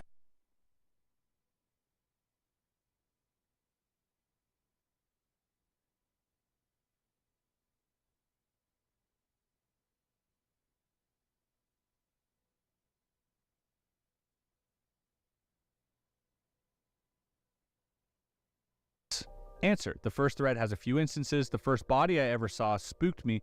Almost didn't think it was real. Okay, so he's referring to also when the doors were closing on him. Question, why not tell everyone if there's so much evidence? Answer, because most governments think the local population is stupid. They're not wrong. On for a bit here and there today. We've got like half a dozen pages left here, folks. How are we doing? Question, are they using resources from Earth to build these ships or drones? Answer, we think the harder to find elements come from off-world, but partially, yes. Question, if so, does that mean we would have means to do the same and just don't have the knowledge? Answer, lack of knowledge and a few other elements. The thought was passed around frequently about the level of heat required to shape the alloy. We've wondered if that's another reason it sits in the ocean.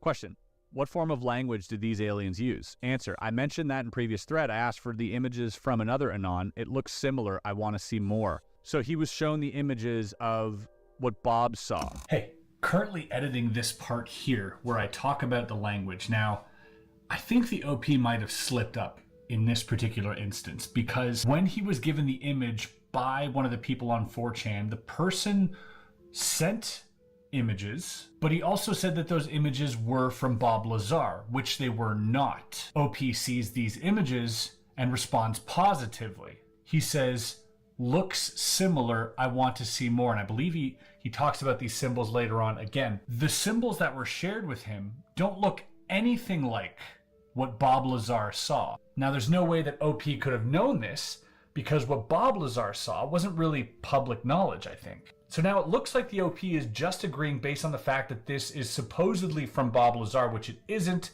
It's from the Carrot documents, another alleged leak that happened, probably fake. Highly resembles Japanese katakana. It also has some other features that make us think it's probably just human and it's probably just some really elaborate hoax or prank. But he gets very excited about this particular language that you're looking at now. And it's not what Bob Lazar saw. This is what Bob Lazar saw. Very, very different. You see there's no hard lines, there's more rounded edges and more dots actually. So unless OP is just confused perhaps, but personally I don't think that these two things look alike that much. Let me know what you think. Question, if you were to classify them on a Kardashev scale, what type are they? Answer, not my area of knowledge. I'm learning lots during these investigations. Is a method of measuring a civilization's level of technological advancement based on the amount of energy it is capable of harnessing. Oh, right, like a type 1, type 2 civilization. Question, perhaps they want us to know they exist? Answer, I think they don't care that we know. If anything, the threat of being able to harm our nukes is enough alone. They don't care that we know. They just don't care. They're not trying to be like, hey, we're here, hey, we're not here. They just don't care. We're beneath them. Question, are they carbon-based life forms like us? What are they based of? Answer, not my area again. From what I could see and tell, yes. Question, do you think there's a chance we are their creation/experiment? Answer, we both look very similar. It wouldn't surprise me, and I'm inclined to think so. Question, what are your theories on UFO frenzy of February? They downed 3 crafts and then nada. This is about the incursions over U.S. airspace and Canadian airspace that they've sent F-22s to sort of down. Answer, we never see that many downed unless we found a good way to intercept them. Question, can they manipulate consciousness? Are they related to the mystery of life after death? Answer, no idea. Question, do they have portable weapons like phasers or ray guns? If so, please describe. Answer, they do have weapons. I've never seen one held, though, and suspect the first team always took them away. Looking at the abduction tools and the general capability of the construction facility, I wouldn't want to face off against one. Question, I like how OP asked you for a source on this. Answer, don't confuse interest with the burden of proof. Question, while being totally unwilling to provide their own proofs. Answer, sure, let me just walk on through the Golden Gates and get that for you, Anon. Would you like me to drop off your resume while I'm there? Question, is this factory craft on duty as Firewatch of sorts? Answer, the U.S. believes this is the case. That, or it's in preparation for something more. Very ominous answer right there. Question, conversely, is there propulsion enough to say they are a colony coexisting here? Answer, it wouldn't surprise me if they had a base off-world nearby or even on Earth. We never saw consistent stops that would indicate a base. I also now believe it may not be the only facility with everyone talking about the Arctic. These craft never really went near the Arctic either. So he's really driven this point home. He's stuck on this point. He's fascinated by the fact that he never gave it any thought before, which is interesting. So during that time, he might have thought, this is the only place. I'm very lucky to be working here. And coming back and sort of zooming out, now he's realizing, man, there might be more of these. But it's interesting that he didn't have that thought while he was there. Question, what resources are they mining or monitoring or attracted to? Question, can they manipulate consciousness? Are they related to the mystery of life after death? Answer, no idea. Question, do they have portable weapons like phasers or ray guns? If so, please describe. Answer, they do have weapons. I've never seen one held, though, and suspect the first team always took them away. Looking at the abduction tools and the general capability of the construction facility, I wouldn't want to face off against one. Question, I like how OP asked you for a source on this. Answer, don't confuse interest with the burden of proof. Question, while being totally unwilling to provide their own proofs. Answer, sure, let me just walk on through the Golden Gates and get that for you, Anon. Would you like me to drop off your resume while I'm there? Question, is this factory craft on duty as Firewatch of sorts? Answer, the U.S. believes this is the case. That, or it's in preparation for something more. Very ominous answer right there. Question, conversely, is there propulsion enough to say they are a colony coexisting here? Answer, it wouldn't surprise me if they had a base off-world nearby or even on Earth. We never saw consistent stops that would indicate a base. I also now believe it may not be the only facility with everyone talking about the Arctic. These craft never really went near the Arctic either. So he's really driven this point home. He's stuck on this point. He's fascinated by the fact that he never gave it any thought before, which is interesting. So during that time, he might have thought, this is the only place I'm very lucky to be working, face off against one. Question, I like how OP asked you for a source on this. Answer, don't confuse interest with the burden of proof. Question, while being totally unwilling to provide their own proofs. Answer, sure, let me just walk on through the Golden Gates and get that for you, Anon. Would you like me to drop off your resume while I'm there? Question, is this factory craft on duty as Firewatch of sorts? Answer, the U.S. believes this is the case. That, or it's in preparation for something more. Very ominous answer right there. Question, conversely, is there propulsion enough to say they are a colony coexisting here? Answer, it wouldn't surprise me if they had a base off-world nearby or even on Earth. We never saw consistent stops that would indicate a base. I also now believe it may not be the only facility with everyone talking about the Arctic. These craft never really went near the Arctic either. So he's really driven this point home. He's stuck on this point. He's fascinated by the fact that he never gave it any thought before, which is interesting. So during that time, he might have thought, this is the only place I'm very lucky to be working here. And coming back and sort of zooming out, now he's realizing, man, there might be more of these. But it's interesting that he didn't have that thought while he was there. Question, what resources are they mining or monitoring or attracted to? Answer, they consistently mine gold. Wait, but didn't he say? I haven't really covered much on the resourcing end of operations, but we believe they do this for certain elements. Gold doesn't appear to be one of them. Wouldn't it be easier for them to mine all the gold they need in some asteroid and bring it to Earth? I think the original comment that we're referring to where it says, why don't they mine off an asteroid and come back to Earth? I think they might be referring to the Chinese, where he says gold doesn't appear to be one of the things they're mining. Okay, because that would explain it. Question, want to talk about mapping or LiDAR? Answer, interesting you mentioned LiDAR. Question, I mean tech we don't know how to use/distribute yet? Answer, you should keep watching the development of laser technology.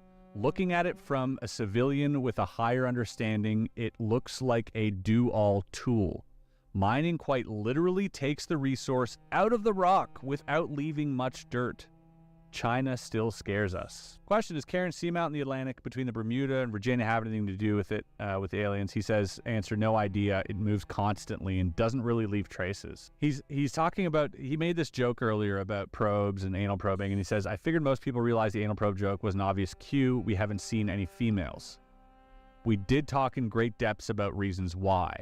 We think it's mainly a military operation, or they just don't have them, hence male only. So they have genitals? Weird. How does he know that?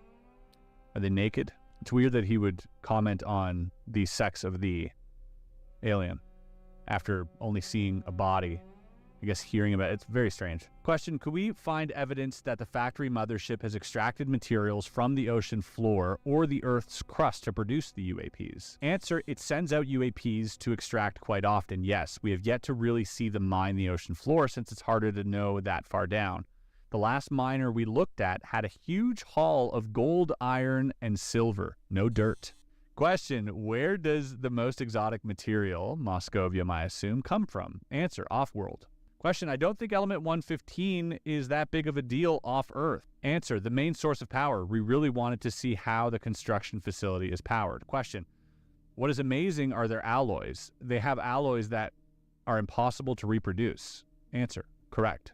Question, element 115 nuclei last for milliseconds before disintegrating under lab conditions. Answer, correct. Still a massive problem. He says time travel was never mentioned seriously, but he's asking about the image of the writing, and he's saying, do you have more of the image you posted? Serious question.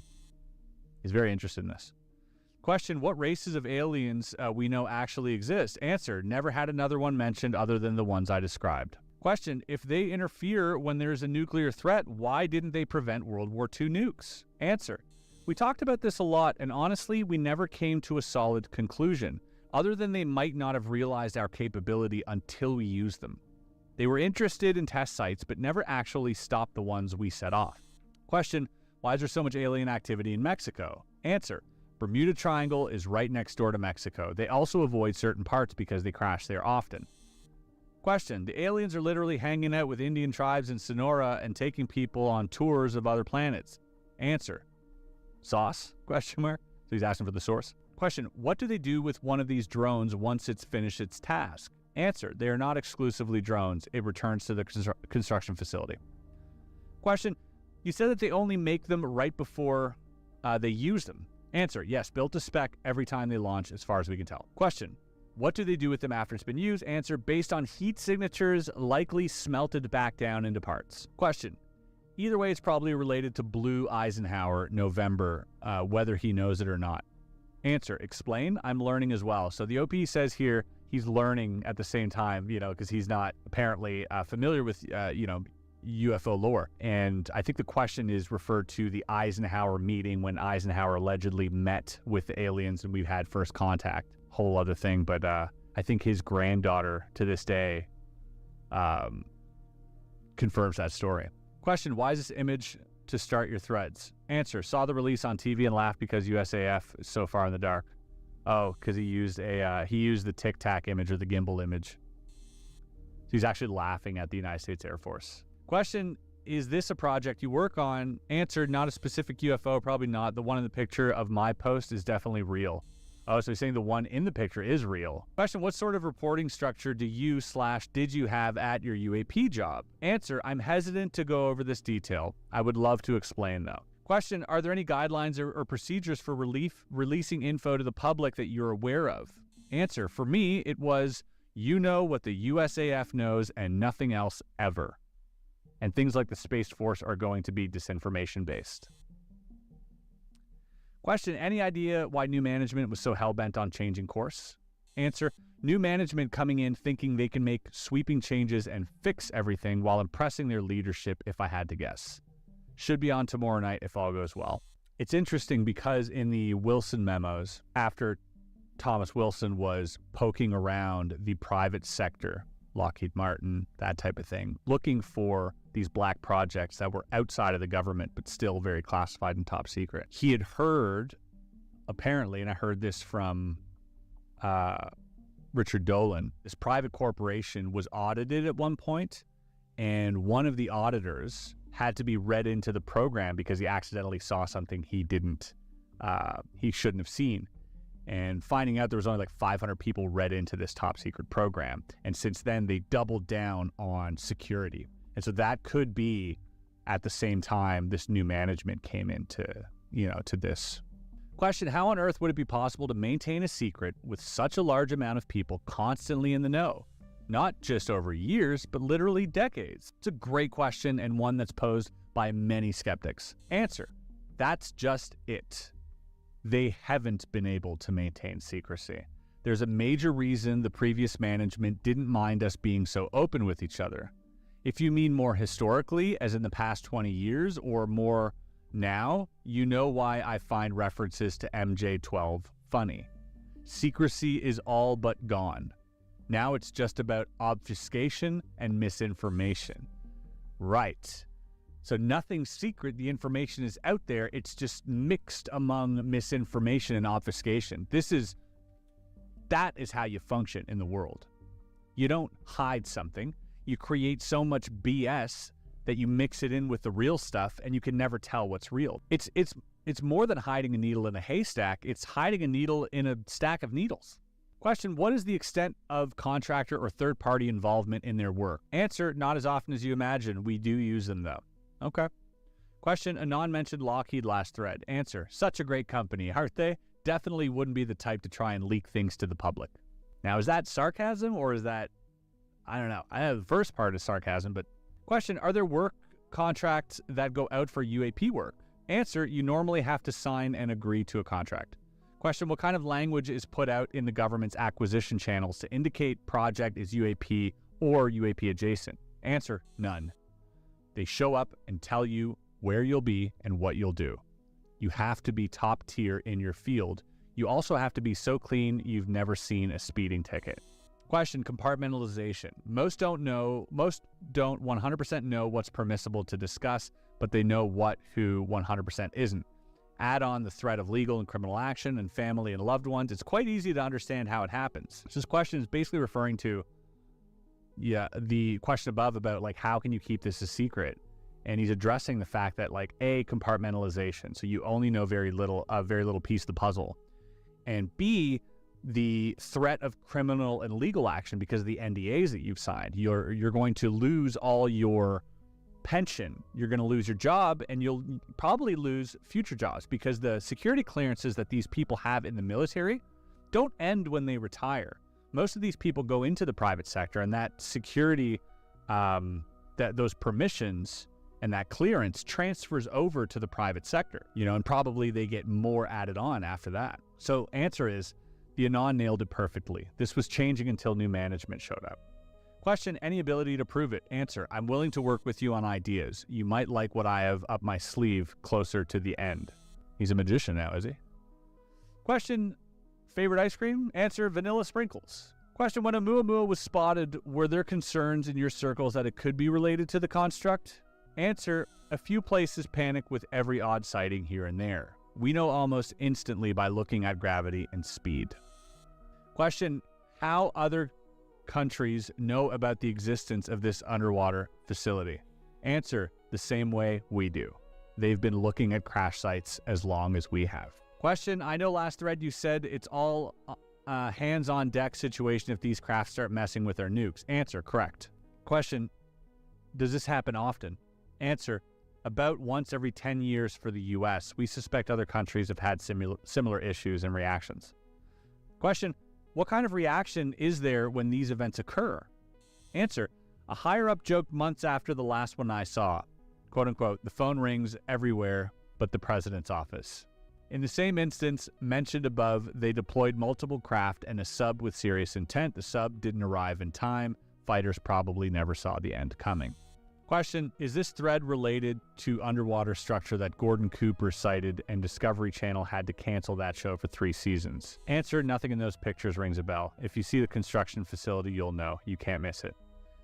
As for if they were instructed to leave, that could be true. Last one. Question, your answer on tools you found in vehicles makes you seem like you are LARPing. There must have been more advanced and intruding tools than toothpick. Answer, I had to think about this one for multiple reasons, and I think I'll cover the abduction tools in greater detail. There are tools that induce a childlike state or something akin to having a stroke. We covered that. The tools I didn't talk about are the ones that are designed to take objects the size of pills and push them deep into your tissue and stomach. These tools aren't friendly and don't account for extreme pain. There's also another tool that looks like a circular battery you would find in a key fob, designed for keeping your eye with serious intent. The sub didn't arrive in time. Fighters probably never saw the end coming. Question, is this thread related? Higher up joked months after the last one I saw. Quote unquote, the phone rings everywhere but the president's office. In the same instance mentioned above, they deployed multiple craft and a sub with serious intent. The sub didn't arrive in time. Fighters probably never saw the end coming. Question, is this thread related to underwater structure that Gordon Cooper cited and Discovery Channel had to cancel that show for 3 seasons? Answer, nothing in those pictures rings a bell. If you see the construction facility, you'll know. You can't miss it. As for if they were instructed to leave, that could be true. Okay. Last one. Question, your answer on tools you found in vehicles makes you seem like you are LARPing. There must have been more advanced and intruding tools than a toothpick. Answer, I had to think about this one for multiple reasons, and I think I'll cover the abduction tools in greater detail. There are tools that induce a childlike state or something akin to having a stroke. We covered that. The tools I didn't talk about are the ones that are designed to take objects the size of pills and push them deep into your tissue and stomach. These tools aren't friendly and don't account for extreme pain. There's also another tool that looks like a circular battery you would find in a key fob, designed for keeping your eyes open when deployed. It also stops the eye from moving almost perfectly. Subsequent to this, people have continued asking questions in this thread over and over and over and over, only to have them ignored. Speculation obviously leads to one of 2 things, or one of 3 things. He got sick of his own jokes, stopped posting. Weird way to end it, by the way. If you are LARPing, you would probably want to finalize it, right? If you're creating this story, it's weird to end it there. Reason number 2, he's dead. Reason number 3, they got to him. See reason number 2. He did have a dead man switch in place though, with some lockbox apparently, so that's interesting. Maybe one day we'll see the contents of that. That'd be very interesting. But I also don't underestimate the power of the internet to make up this type of story, or following stories that will come from this. I think we have to be extremely vigilant when it comes to this stuff, especially in a day and age where AI has almost surpassed our ability to tell a story in specific detail, right? AI makes mistakes, obviously, but it's getting very good. And it's getting very good at filling plot holes. And so we do have to be wary and aware of that, which is why it's, one thing to read posts, it's another thing to see someone's face as they're saying it, as they're telling it, Yeah, I don't know. Let me know what you guys thought of this episode, what you guys take away from this. I'm very curious to see if you've caught anything that I've missed, which is potentially a reality. It's given me a lot to think about, and I won't lie that anytime I hear the government speak of UAP or I hear some new type of information has surfaced regarding abductees, regarding sightings, regarding crash retrieval, regarding USOs, my mind always comes back to this, just like OP said. Now, hearing tomorrow, we will be streaming it on our Discord. If you want to join in on the fun, it'll be a stream for everyone. The hearing will be on YouTube for free, but we can chat about it on Discord at the same time. So if you guys want to join, I'll leave the link there below. Also, if you guys want to support this channel even more and get more content than you're getting now, if once a week isn't enough for you, then I would definitely sign up to the Patreon or the YouTube membership. Both links are below. They both lead to the same things. You have a ton of extra content there, weekly episodes and weekly updates of what's going on, plus like behind the scenes investigation stuff. A whole lot of fun. We're pouring a ton of energy into that right now, and we'll be continuing to do so. Thank you so much for sticking with me. I do appreciate all your support on this channel so far. Let's keep going. Let's keep seeking, learning, and growing this channel together. I appreciate you guys, and we'll see you on the next video. Peace.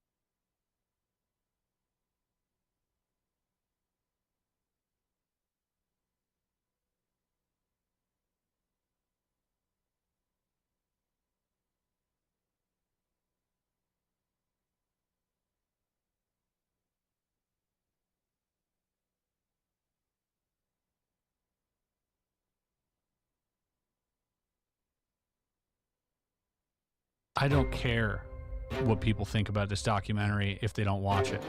Watch it. That's all I care about, is that you watch it. Chifre na cabeça, algum óleo no corpo, tinha pé grande, uns olhos super regalados, vermelho. I don't think there's a better, more well-documented recent case in the world. They captured one. Criatura que estava ali no cantinho, acuada, com medo. Some of the most compelling eyewitness testimony into an alien being. It was like an entire family, and they all saw this object, and it was really big, shaped like a disc, zero noise. A police chief saying, yeah, there was aliens. The alien was alive in this bed right here. And so they came up, I don't know, 2 o'clock, 3 o'clock in the morning, they came out there and they saw this cigar-shaped submarine or the size of a big school bus. E ele desceu. All the animals were going crazy. And he said he got out of the car and the smell was so overwhelming, like ammonia and sulfur. There was some sort of weird chemical acid on the grass. It was burning the grass. I had forgotten that he had touched the craft, yes. That he had a piece in his hand. Yes, I could feel that anxiety in my stomach. Carlos de Souza, gone. Unreachable, 26 years gone. Once they did the test on the bacteria, determined that this is nothing like they've seen in their entire careers. It was a strain of a bacteria that they've seen, but not the way this was evolved and the way it was, nothing could stop it. It's the biggest, most significant development in the history of the phenomenon, because I challenge anyone out there to show me testimony from anyone, particularly a neurosurgeon. An active neurosurgeon, not retired. Not retired, who's putting his entire career on the line to say, I had face-to-face contact, telepathic communication for 3 to 4 minutes with an alien. Hi, my name's Alex, and on February 22nd, 2022, I was working as a crew member on a TV show at Austin Studios in Austin, Texas. And in the early afternoon hours, we witnessed a craft that was spinning in a clockwise direction about 3,000 to 6,000 feet above the studio, It was horseshoe or crescent-shaped, white in color, and had a light corona around it. We watched this craft for about 5 minutes and noticed a white orb shoot southbound across the parking lot at a height of about 1,000 feet. While we tracked the orb, the craft disappeared. Never saw it again that day. 5 weeks later, on March 31st, 2022, I witnessed the craft in the same location at the same studio at a height of about 1,000 feet, and it was massive. It was about the size of a coach bus, spinning in the same clockwise direction with no decals, no windows, no visible signs of propulsion, moving in the same clockwise direction towards the horizon. I also witnessed this with 2 other crew members at the time and have had no explanation as to what it is. Ladies and gentlemen, before we get into today's video, I want to introduce an exclusive clip that we've been given courtesy of James Fox. This clip features Dr. Italo Venturelli, who was the neurosurgeon who actually telepathically communicated with this being as it was lying in the hospital bed.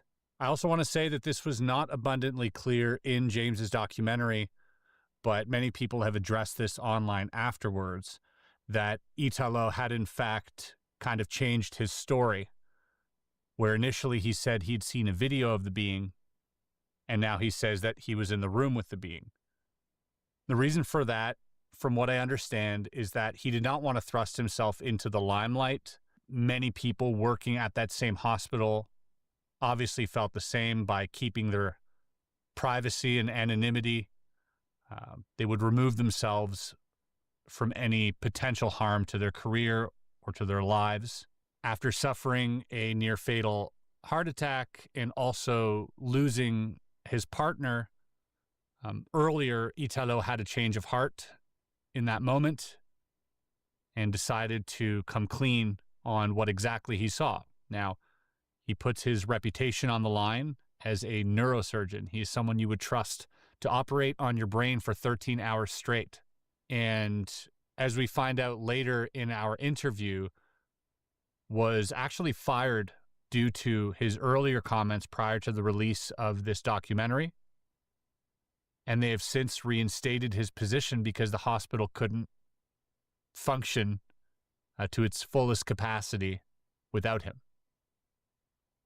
So if you're thinking that he is not fit to be a doctor because of these claims, you are sorely mistaken. He is still a practicing brain surgeon. I will let the video play for itself in its original language to convey both his emphasis, his cadence, and his genuine message, after which the podcast will begin. Please enjoy this message from Dr. Italo Venturelli. Meu nome é Ítalo Denelli Venturelli. Eu juro que o que eu vou dizer para vocês é verdade, nada mais do que a verdade. Sou médico há 46 anos e em 1996, no dia 20 de janeiro, eu fui chamado para ver um paciente, né? E quando eu fui ver, não era um ser do nosso planeta, né? Que fui chamado eventualmente para dar minha opinião sobre o caso. Absolutely. And all of this happened almost exactly 30 years ago. Yeah, and if you don't mind, I kind of like to just back up a moment here because, sure, you know, I think it's important for people to realize, like, I didn't just believe it because I heard, like, oh, a UFO crash and yeah, aliens. In fact, it was quite the opposite.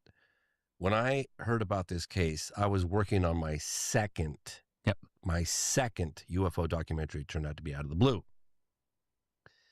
And I've said this before, and I'm going to say it again. I heard about it through my partner that we were producing Out of the Blue with. And he's like, oh, mate, you know, we got to look into this crash case in Brazil, you know, and these live aliens walking through the town. And I just... Sounds absurd. I couldn't have dismissed it faster. I mean, it was like, yeah, you're nuts. I'm not going to spend 1 second looking into that absolute garbage of a case. Yeah. And I remember probably, I mean, I made Out of the Blue. Okay. Didn't look into it. Refused to read one thing about it. That Out of the Blue came out. Then I made another documentary, I Know What I Saw, which took me probably 3 or 4 years. And that was a 2-hour special for the History Channel. And at the end of that, I got invited to give a presentation in Brazil on the film I'd done, I Know What I Saw. And a really good friend of mine who's been very influential behind the scenes and helping me get, distribution and stuff like that. He never wanted credit, never wanted a penny. His name was Jeff Sagansky, and I had a lot of respect for him, very high up on the entertainment industry food chain. And he's like, "Oh, James, you're going to Brazil." This is years later. Yep. "You're going to Brazil. Oh, you got to look into that UFO crash case with live aliens in Varginha." And I thought, he was persistent. God, no, this is another guy. Oh, yeah, okay. So my other partner was This is just your like, second sign. This is a second. Yeah. Well, so he tells me, and I was like, oh, God, not this case. But I had so much respect for him, and he was so helpful and influential that I just said, "Yeah, Jeff, sure, yeah, I'll definitely look into that for you. Absolutely, yeah, for sure. All right, you take care. Goodbye. Click. Yeah, I'm not gonna waste 1 second on that ridiculous case." Jeff changed your life. I just really want people to understand like how opposed to this case I was, and I was making UFO documentaries. Like I just totally, completely respect any skepticism. All I ask is that the people suspend judgment. Absolutely. And just listen to the firsthand eyewitness testimony because it's riveting. In your defense, somebody saying crash saucer, crash craft, beings running around town, most people would have the same reaction. You weren't confronted with the amount of evidence that you've compiled. Yeah. When, this was brought to your attention. Nobody came up to you and said, well, there's a head neurosurgeon that actually will testify that he looked at the live being in the eyes for several minutes and had telepathic communication with him.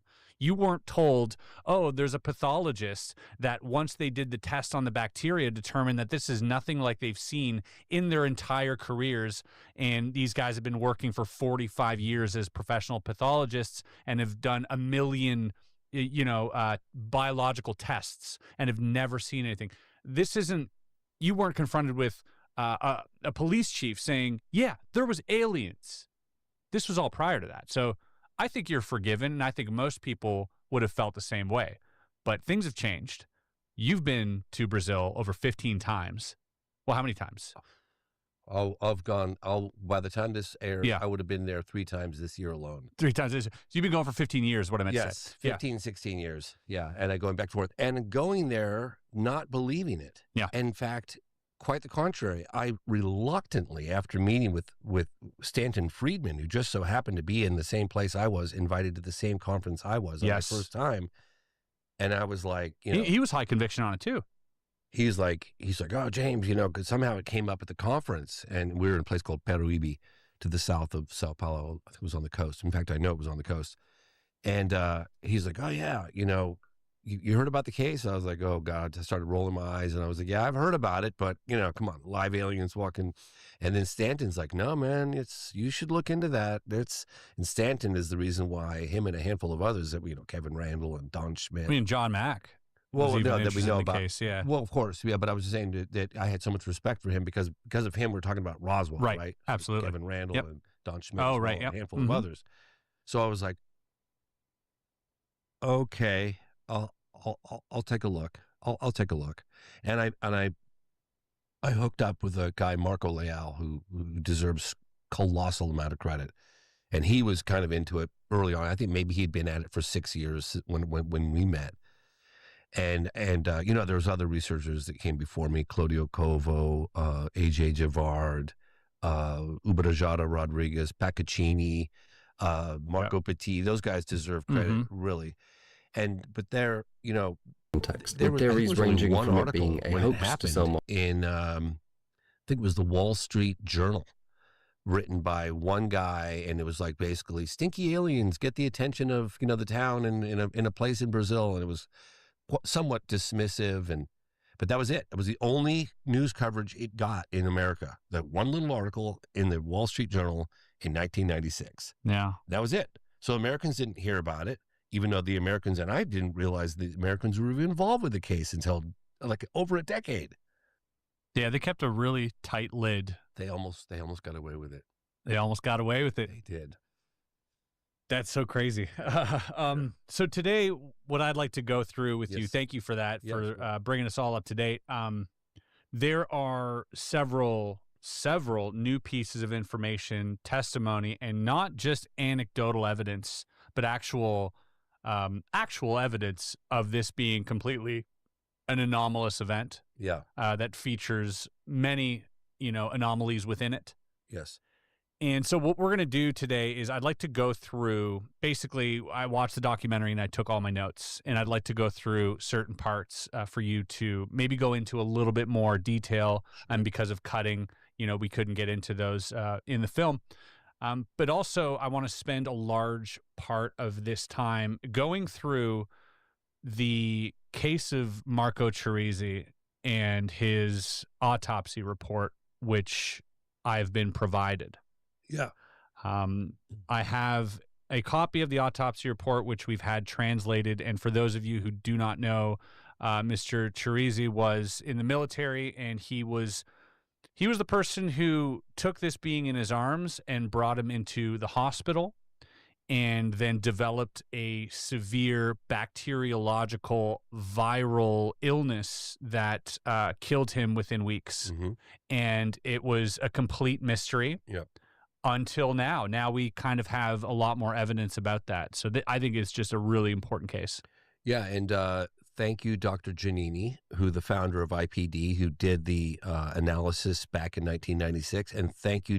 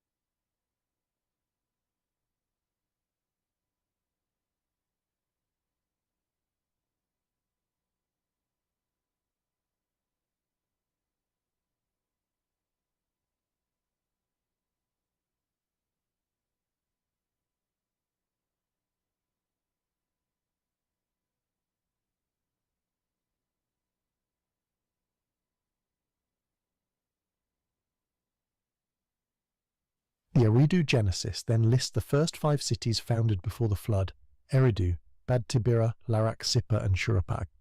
Each city received kingship from heaven, each had its patron deity, each played a role in the cosmic order.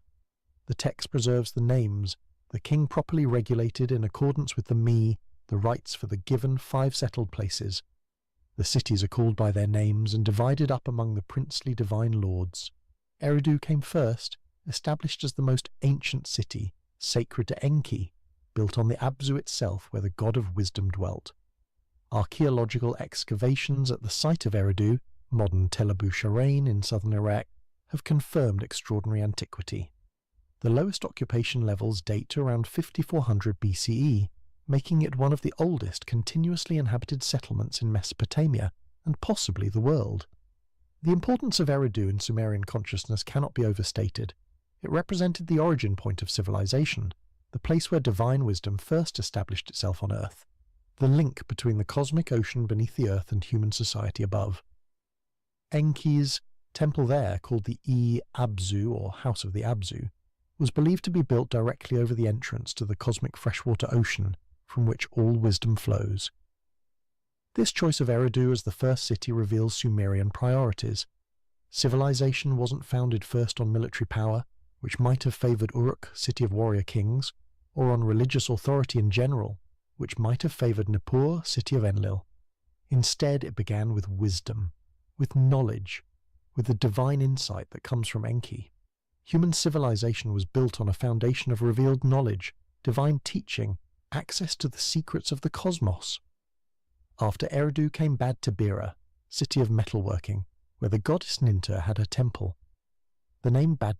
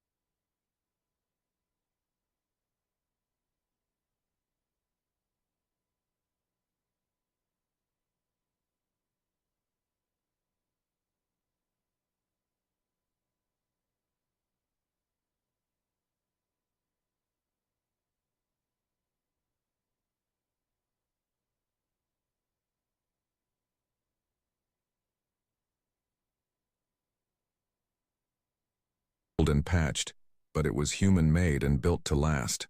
Unlike the fancy alien gear, human technology was designed by people who expected things to break at the worst possible moment. They stepped outside into hell. The gravity hit them first. Each step felt like walking through thick mud while carrying a heavy pack.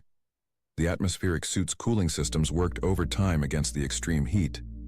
Through their helmet visors, they could see a landscape that looked like the end of the world. Jagged rocks stretched in every direction, stained red and black by acidic rain. Steam rose from pools of boiling liquid that might have been water or something far worse. In the distance, lightning struck the ground every few seconds, leaving glowing scars on the rocky surface. Air analysis complete, Amy reported through the radio. The good news is there's oxygen mixed in with all the poison. The bad news is everything else will kill us in minutes without suits. How long will our suits last? Jake asked. Pete checked his readings. Maybe 6 hours if we're lucky. The acid is already starting to eat through the outer layer. Katie pointed toward a rocky overhang about 100 yards away. That cave might give us shelter while we figure out our next move. They trudged through the hostile landscape, each step a struggle against the crushing gravity. Halfway to the cave, Amy suddenly stopped. Movement, she whispered. Something big coming from the north. They all turned to look. Through the swirling acid rain, a shape moved between the rocks. It was massive, at least 15 feet tall, with a body like a cross between a bear and a lizard. Its skin gleamed with moisture that might have been sweat or acid. Stalker, Danny breathed. The creature lifted its head and seemed to look directly at them, even though they were still far away. Its eyes glowed with a strange blue light. It can sense our electrical systems, Amy said, understanding immediately. Our suits, our radios, even our heartbeats. We're lit up like Christmas trees to that thing. The stalker began moving toward them with surprising speed despite the difficult terrain. 2 more shapes appeared behind it. Cave now, Jake ordered. They ran as fast as the gravity would allow, which wasn't very fast. The stalkers moved much easier in their native environment, covering ground quickly. Jake could hear them getting closer, their claws clicking on the rocky surface. The team reached the cave entrance just as the first stalker arrived. Katie spun around and fired her rifle at the creature's chest. The energy blast hit dead center but seemed to have no effect except making the monster angrier. "The weapons don't work," she shouted. "Get inside." Jake pushed everyone into the cave. The cave was deeper than it looked from outside. They stumbled through the darkness until they found a narrow passage that the stalkers couldn't fit through. Behind them, they could hear the creatures trying to dig their way in, their claws scraping against stone. "Well," Pete said, leaning against the cave wall. "That went better than I expected." "How do you figure?" Danny asked. "We're still alive. That's already longer than most species last down here." Amy was scanning the cave walls with her equipment. "This is interesting. The rock formation here is different. It's not being eaten by the acid rain." Jake examined the stone. It had a strange, crystalline structure that seemed to shimmer in their suit lights. Could this be connected to those quantum crystals everyone wants? Maybe. But look at this.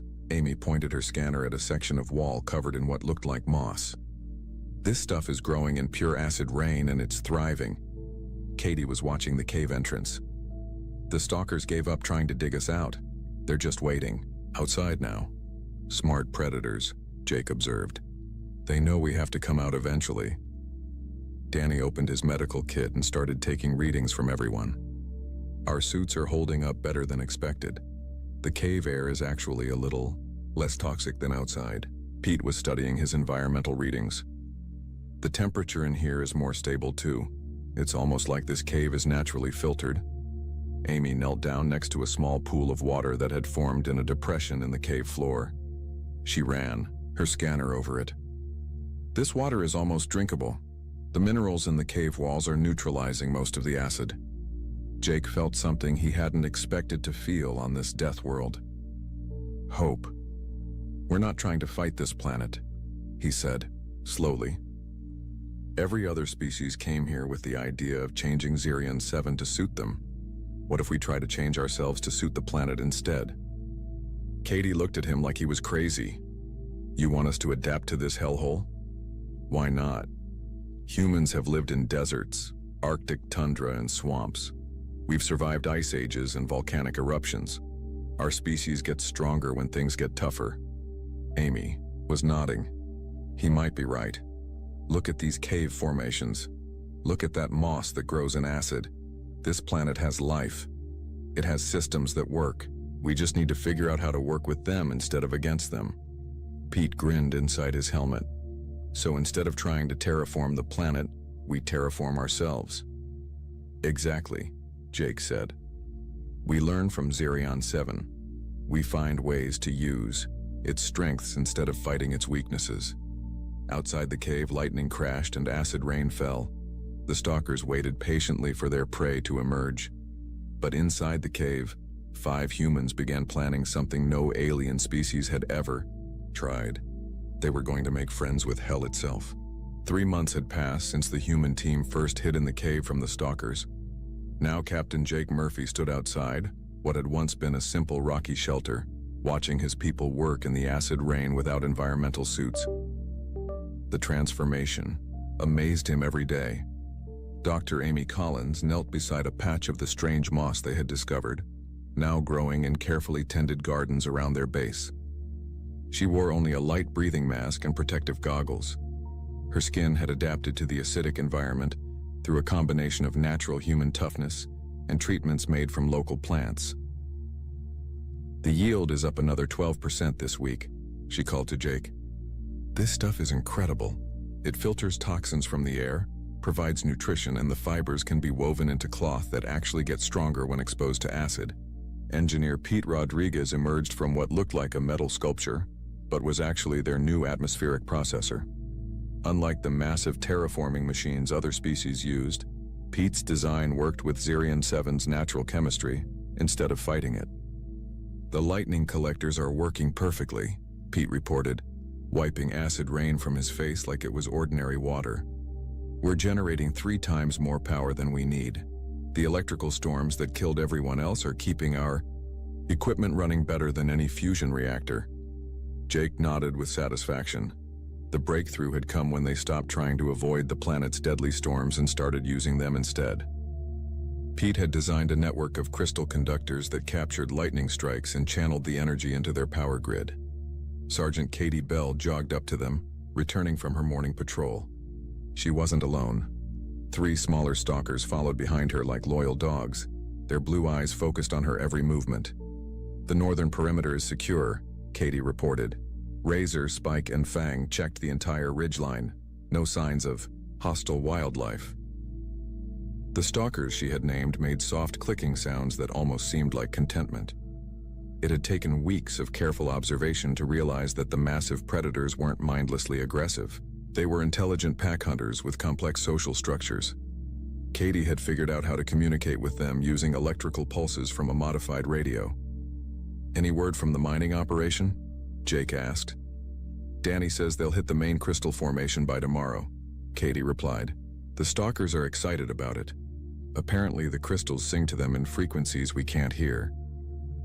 Medic Danny Walsh had become much more than the team's medical officer. His gentle nature and careful observation skills made him perfect for studying Zerion 7's ecosystem. He had discovered that many of the planet's seemingly deadly creatures were actually essential parts of a delicate balance. Jake walked to the edge of their settlement and looked out over the landscape that had killed so many alien expeditions. The view was still harsh, but now he saw beauty in it too. Steam geysers provided heat for their buildings. Acid pools had become chemical processing plants. Even the crushing gravity had become an advantage, making the humans stronger and more resilient. Amy joined him at the observation point, carrying a datapad full of her latest research. The council monitoring station sent another message, she said. They want to know when we're going to start dying. Jake laughed. What did you tell them? That we're too busy to die right now. Our quantum crystal production is already ahead of schedule, and we've discovered 17 new species that could revolutionize galactic medicine. She showed him images on her datapad of creatures that looked like living jewels, plants that glowed with their own light and bacteria that could break down almost any toxic compound. The funny thing is, Amy continued. This planet isn't really a death world at all, it's just different. Every species that came here before tried to make it like their home world. They fought the environment until it killed them. While we made it our home, Jake said. Pete walked over to join them, followed by one of his latest inventions. It looked like a cross between a spider and a drill, but it moved with mechanical precision through the rocky terrain. The mining bots are working. Better than I hoped, Pete explained. Instead of fighting the acid, they use it to dissolve precise channels in the rock. The crystals practically harvest themselves. The bot clicked and whirred as it worked, breaking down ore with controlled chemical reactions instead of brute force machinery. It was completely unlike the massive industrial equipment other species used. How much are we producing? Jake asked. More than any previous expedition dreamed of. Pete grinned. And we're barely scratching the surface. The crystal formations go down for miles. Katie's stalkers suddenly raised their heads and made warning sounds. The humans had learned to trust the creature's superior senses. Something's coming, Katie said, checking her modified radio equipment. Multiple ships approaching from orbit. Jake activated his communication device. This is Murphy Base to approaching vessels. State your purpose. The reply came in the familiar voice of Counselor Thax. Captain Murphy, this is a Council rescue. Fleet. We're here to evacuate any survivors before the planet kills you. Jake exchanged glances with his team. They all knew what this really meant. The aliens had expected them to die weeks ago. Now that the humans were succeeding, the Council wanted to take over the operation. That's very thoughtful, Jake replied calmly. But we don't need rescuing. We've established a permanent colony and mining operation. There was a long pause before Thax responded. That's impossible. No species can survive on a Class 0 death world for more than a few days. Apparently humans can, Jake said. In fact, we're thriving. Amy was monitoring the approaching ships with her scanners. 12 vessels, she reported quietly. Military configuration. They're not here to rescue us. Pete nodded grimly. They're here to take over our operation and probably eliminate any witnesses. Katie's stalkers were becoming agitated, sensing the tension from their human companions. The creatures began making deeper, more threatening sounds. How long until they land? Jake asked. 2 hours, maybe less, Amy replied. Jake looked around at their settlement, at the incredible achievements his team had made in just 3 months. They had done the impossible and turned hell into home. Now the same aliens who had sent them here to die wanted to steal their success. Well, he said finally, I guess it's time to show the galaxy what happens when you threaten a human home. Katie grinned and began checking her weapons, but this time she wasn't just armed with human technology. She had learned to work with Xerion 7's natural defenses. Pete was already planning modifications to their lightning collectors that could serve a very different purpose than power generation. Amy started preparing her most dangerous biological specimens for rapid deployment. Danny began organizing the stalkers and other native creatures that had become their allies. The aliens were coming to take their planet. They had no idea that the humans weren't planning to run away. This was their home now, and humans defended their homes with everything they had, including the planet itself. The alien rescue fleet hung in orbit above Xerion 7 like a collection of metal sharks. Counselor Thax stood on the bridge of his flagship, staring at the data screens that showed impossible readings from the planet's surface. This cannot be accurate, he muttered to his science officer. The humans are mining quantum crystals at rates that exceed our best projections by 300%. The data is confirmed, Counselor, the officer replied nervously. They have also established permanent structures and are somehow living without environmental suits. Thax's blue skin darkened with anger. The other council members had sent him to clean up what should have been a simple failure. Instead, he faced a situation that threatened everything the galactic power structure was built on. Commander Vex, he called to his military aide, prepare the troops for immediate deployment. We evacuate the humans and destroy all evidence of their activities. The official report will state that the colony was lost to planetary hazards. What about the humans themselves? Vex asked. Unfortunate casualties of a rescue mission gone wrong, Thax said coldly. The Council cannot allow word of this success to spread. On the planet's surface, Captain Jake Murphy watched the alien ships through Pete's modified scanners. The readings showed military vessels powering up weapon systems. "They're not here to talk," Jake announced to his team. 12 ships, full battle configuration. They mean to wipe us out. Dr. Amy Collins looked up from her biological samples. "How long do we have?" "Their first shuttles will reach the surface in 90 minutes, Pete reported. "After that, they'll probably start orbital bombardment." Sergeant Katie Bell was already moving toward her equipment. "We can't fight 12 warships with small arms." "We're not going to fight the ships," Jake said with a grim smile. "We're going to fight with Zerion 7. Over the past 3 months, the humans had learned every secret the deadly planet had to offer. Now it was time to use that knowledge as a weapon." Pete ran to his lightning collection array. "I can overload the crystal network and create an electromagnetic pulse that will scramble their electronics. But I need time to build up enough charge." "How much time?" Jake asked. 40 minutes for a pulse strong enough to affect ships in orbit." Amy was already preparing her biological weapons. "I can release spores that will corrode their equipment and make breathing impossible for most alien species. The acid-resistant bacteria I've been studying should eat through their hull plating," Katie called to her stalker companions. "Razor, Spike, Fang, gather the pack. Time to hunt." The 3 domesticated stalkers made excited clicking sounds and bounded away to summon their wild relatives. Within minutes, dozens of the massive predators emerged from caves and rocky hiding places across the plateau. Danny Walsh was coordinating with the other native creatures they had befriended. Bioluminescent serpents that could squeeze through tiny spaces, acid-spitting beetles the size of house cats, and swarms of flying creatures that fed on electrical energy. "The planet's ecosystem is on our side," Danny reported.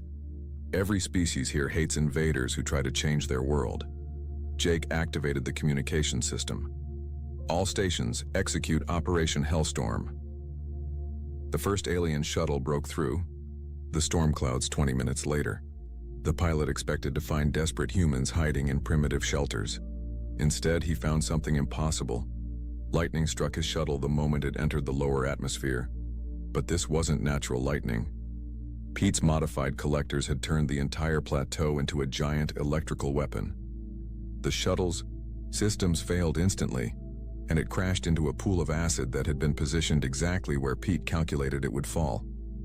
"Shuttle 1 is down," the pilot managed to report before his radio died. "Some kind of directed lightning strike. The landing zone is more hostile than expected." 3 more shuttles tried different approach routes. All of them were struck by perfectly aimed lightning bolts that seemed to come from the storms themselves. Counselor Thax watched his landing craft fall from the sky like burning meteors. "How are they controlling the weather?" he demanded. His science officer stared at the readings in disbelief. "They've built some kind of network using the quantum crystals. They're channeling the planet's electrical storms through crystalline conductors. Then we destroy them from orbit," Thax snarled. "Charge the main batteries." But when his weapons officer tried to target the human settlement, the ship's systems began acting strangely. Warning lights flashed across every control panel. "Sir, we're losing power," the engineer reported. "Something is draining our energy reserves." Through the viewport, Thax could see clouds of glowing particles rising from the planet's surface. Amy's specially designed bacteria were eating the ship's hull, while her electrical parasites drained power from their systems. "All ships, emergency retreat to higher orbit," Thax ordered. But it was too late. Pete's electromagnetic pulse fired, at that exact moment, sending waves of energy through space that overloaded every electronic system in the alien fleet. 12 warships went dark simultaneously, their crews trapped in metal coffins falling toward the planet they had tried to destroy. The ships crashed across Zerion 7's surface in a series of spectacular explosions. Those that survived the impact found themselves stranded on the same world that had killed so many of their people. Jake and his team watched the destruction from their safe position in the modified cave system. The stalkers around them made satisfied clicking sounds as if they understood that the threat to their territory had been eliminated. "Emergency beacon from the alien flagship," Pete reported. "They're requesting immediate rescue." "How interesting," Jake replied. The same people who sent us here to die now need our help to survive. Amy was already analyzing readings from the crash sites. Most of their environmental suits won't last more than a few hours in this atmosphere. They'll need shelter, water filtration, and protection from the native wildlife. Katie grinned. The same native wildlife that wants to eat them for invading their territory. Danny was preparing medical supplies. Despite everything the aliens had tried to do, his nature was to help anyone who needed it. Some of them are badly injured. They'll die without treatment. Jake considered their options carefully. The aliens had come to murder them and steal their work. But now they were helpless, trapped on a world they couldn't survive without human help. Open a communication channel, he decided. Thax's desperate voice came through the static. Human colony, this is Counselor Thax. We have wounded and need immediate assistance. Our ships are destroyed, and our suits are failing. I understand your situation, Jake replied calmly.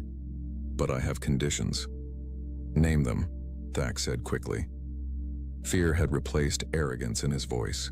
First, you will send a message to the Galactic Council explaining that humanity has successfully colonized Xerion 7 and established mining operations. Second, you will recommend that humans be given full rights to all Class 0 worlds that other species cannot handle. Third, you will work with us to establish proper diplomatic relations. There was a long pause. Then Thax's defeated voice replied, Agreed, just please help us. Jake looked at his team with pride. They had not only survived the impossible, but had turned their enemies into allies. Xerion 7 was theirs now, and the galaxy was about to learn that humanity's greatest strength wasn't their technology or their weapons. It was their ability to make home anywhere and defend it against anyone. 6 months after the alien fleet crashed on Xerion 7, the planet looked completely different. What had once been a barren hellscape now bustled with activity from dozens of different species, all learning to live together in ways the galaxy had never seen before.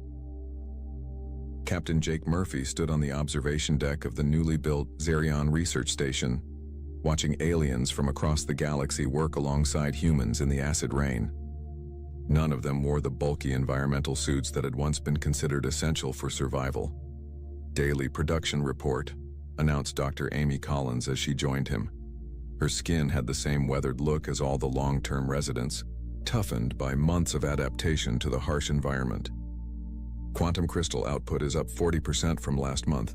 More importantly, we've got breakthrough discoveries in 17 different scientific fields. Below them, engineer Pete Rodriguez was teaching a group of crystalline collective engineers how to build atmospheric processors that worked with planetary chemistry instead of against it.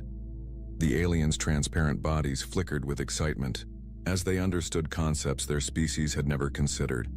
The teaching programs are working better than we hoped, Amy continued. Turns out most species can adapt to extreme environments if they stop trying to change everything and start learning instead. Sergeant Katie Bell approached with her usual escort of stalkers, but now she also had 3 young Zephyrian scientists following her around like curious students. The bird-like aliens had volunteered to stay on Xerion 7 after their government requested access to human survival techniques. The perimeter is secure, Katie reported. The new arrivals from the hegemony are settling in well. Their ambassador wants to establish a permanent embassy here. Jake nodded with satisfaction. Word of humanity's success on Xerion 7 had spread across the galaxy faster than anyone expected. Instead of trying to hide what happened, the Galactic Council had been forced to acknowledge human achievements publicly. The results had been dramatic.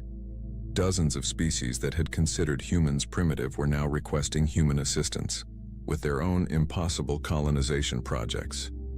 Class 0 death worlds that had remained untouched for centuries were suddenly valuable real estate. Medic Danny Walsh emerged from the medical center with Counselor Thax walking beside him.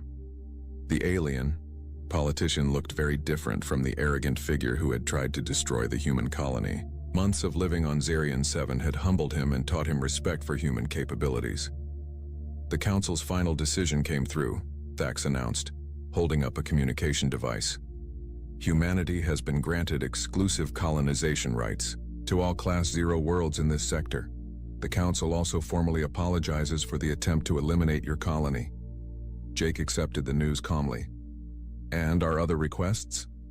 Approved. Humans will be given full membership in the Galactic Trade Commission, with voting rights equal to any other species. The Xerian Research Station is officially recognized as an independent territory under human governance. Thax paused, looking embarrassed. There is one more thing. 7 other species have requested human assistance with failed colony worlds. The Council is prepared to pay substantial fees for human expertise. Amy laughed. They want us to fix the messes they made trying to terraform planets that didn't need terraforming. Something like that, Thax admitted. It seems your approach of adaptation rather than domination produces far better results than our traditional methods. Pete joined the group, his clothes still steaming from working in the latest acid storm. The irony is perfect. They sent us to the worst planet they could find, expecting us to die. Instead, we proved that the worst planets make the best homes if you know how to live with them. Katie's stalkers made their clicking sounds of amusement, as if they understood the joke. Over the months, the native creatures had become an integral part of the colony's success. Their knowledge of local conditions and their protective instincts had saved human lives countless times. What's the status on the other Death World projects? Jake asked. Danny consulted his datapad. We've got teams preparing for missions to 6 different planets. The Vorthak want us to help them establish operations on a world with gravity 12 times normal. The insectoids need assistance with a planet where the entire surface is covered in toxic fungus. And everyone wants to learn our methods, Amy added. We're not just colonizing planets anymore. We're teaching the galaxy a completely new way to think about hostile environments.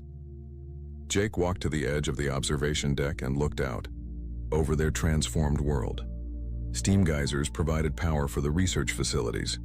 Acid pools had become chemical processing plants that produced materials impossible to create anywhere else. The crushing gravity that had killed so many aliens had made the human residents stronger and healthier than ever. In the distance, he could see the memorial they had built for all the species that had died trying to conquer Xerion 7. The monument was made from local crystal and designed to resonate with the planet's electromagnetic field, creating music that could be heard across the entire plateau. You know what the best part is? Pete said, joining Jake at the railing. We're not just surviving here anymore. This planet has become home. Real home. Amy nodded. The psychological evaluations show that none of our people want to leave. Even the aliens who came here as prisoners are requesting permanent residency. Because we proved something the galaxy forgot, Jake said. Home isn't a place you find, it's a place you make. A communication alert sounded from the main console. Katie checked the message and grinned. Priority message from Earth. The first wave of permanent colonists is launching next week. 500 volunteers, including families with children. Children, Danny repeated with wonder. Kids who will grow up thinking acid rain and lightning storms are normal weather. The next generation of Xerion 7 natives, Amy said. They'll be adapted to this environment from birth. Stronger, tougher, and completely at home on a world the rest of the galaxy still considers impossible. Thax watched the humans with something approaching awe. Your species continues to amaze me. Most civilizations would have fled after proving their point. You're building a permanent society. Of course we are, Jake replied. This is our world now. We're not tourists here anymore. We're natives. As if to emphasize his point, one of Katie's stalkers nudged against Jake's hand with obvious affection. The massive predator that had once hunted humans now considered them part of its pack.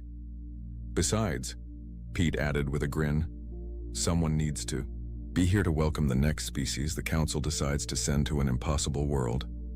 We'll teach them what we learned. There's no such thing as a death world. There are only worlds where you haven't figured out how to live yet.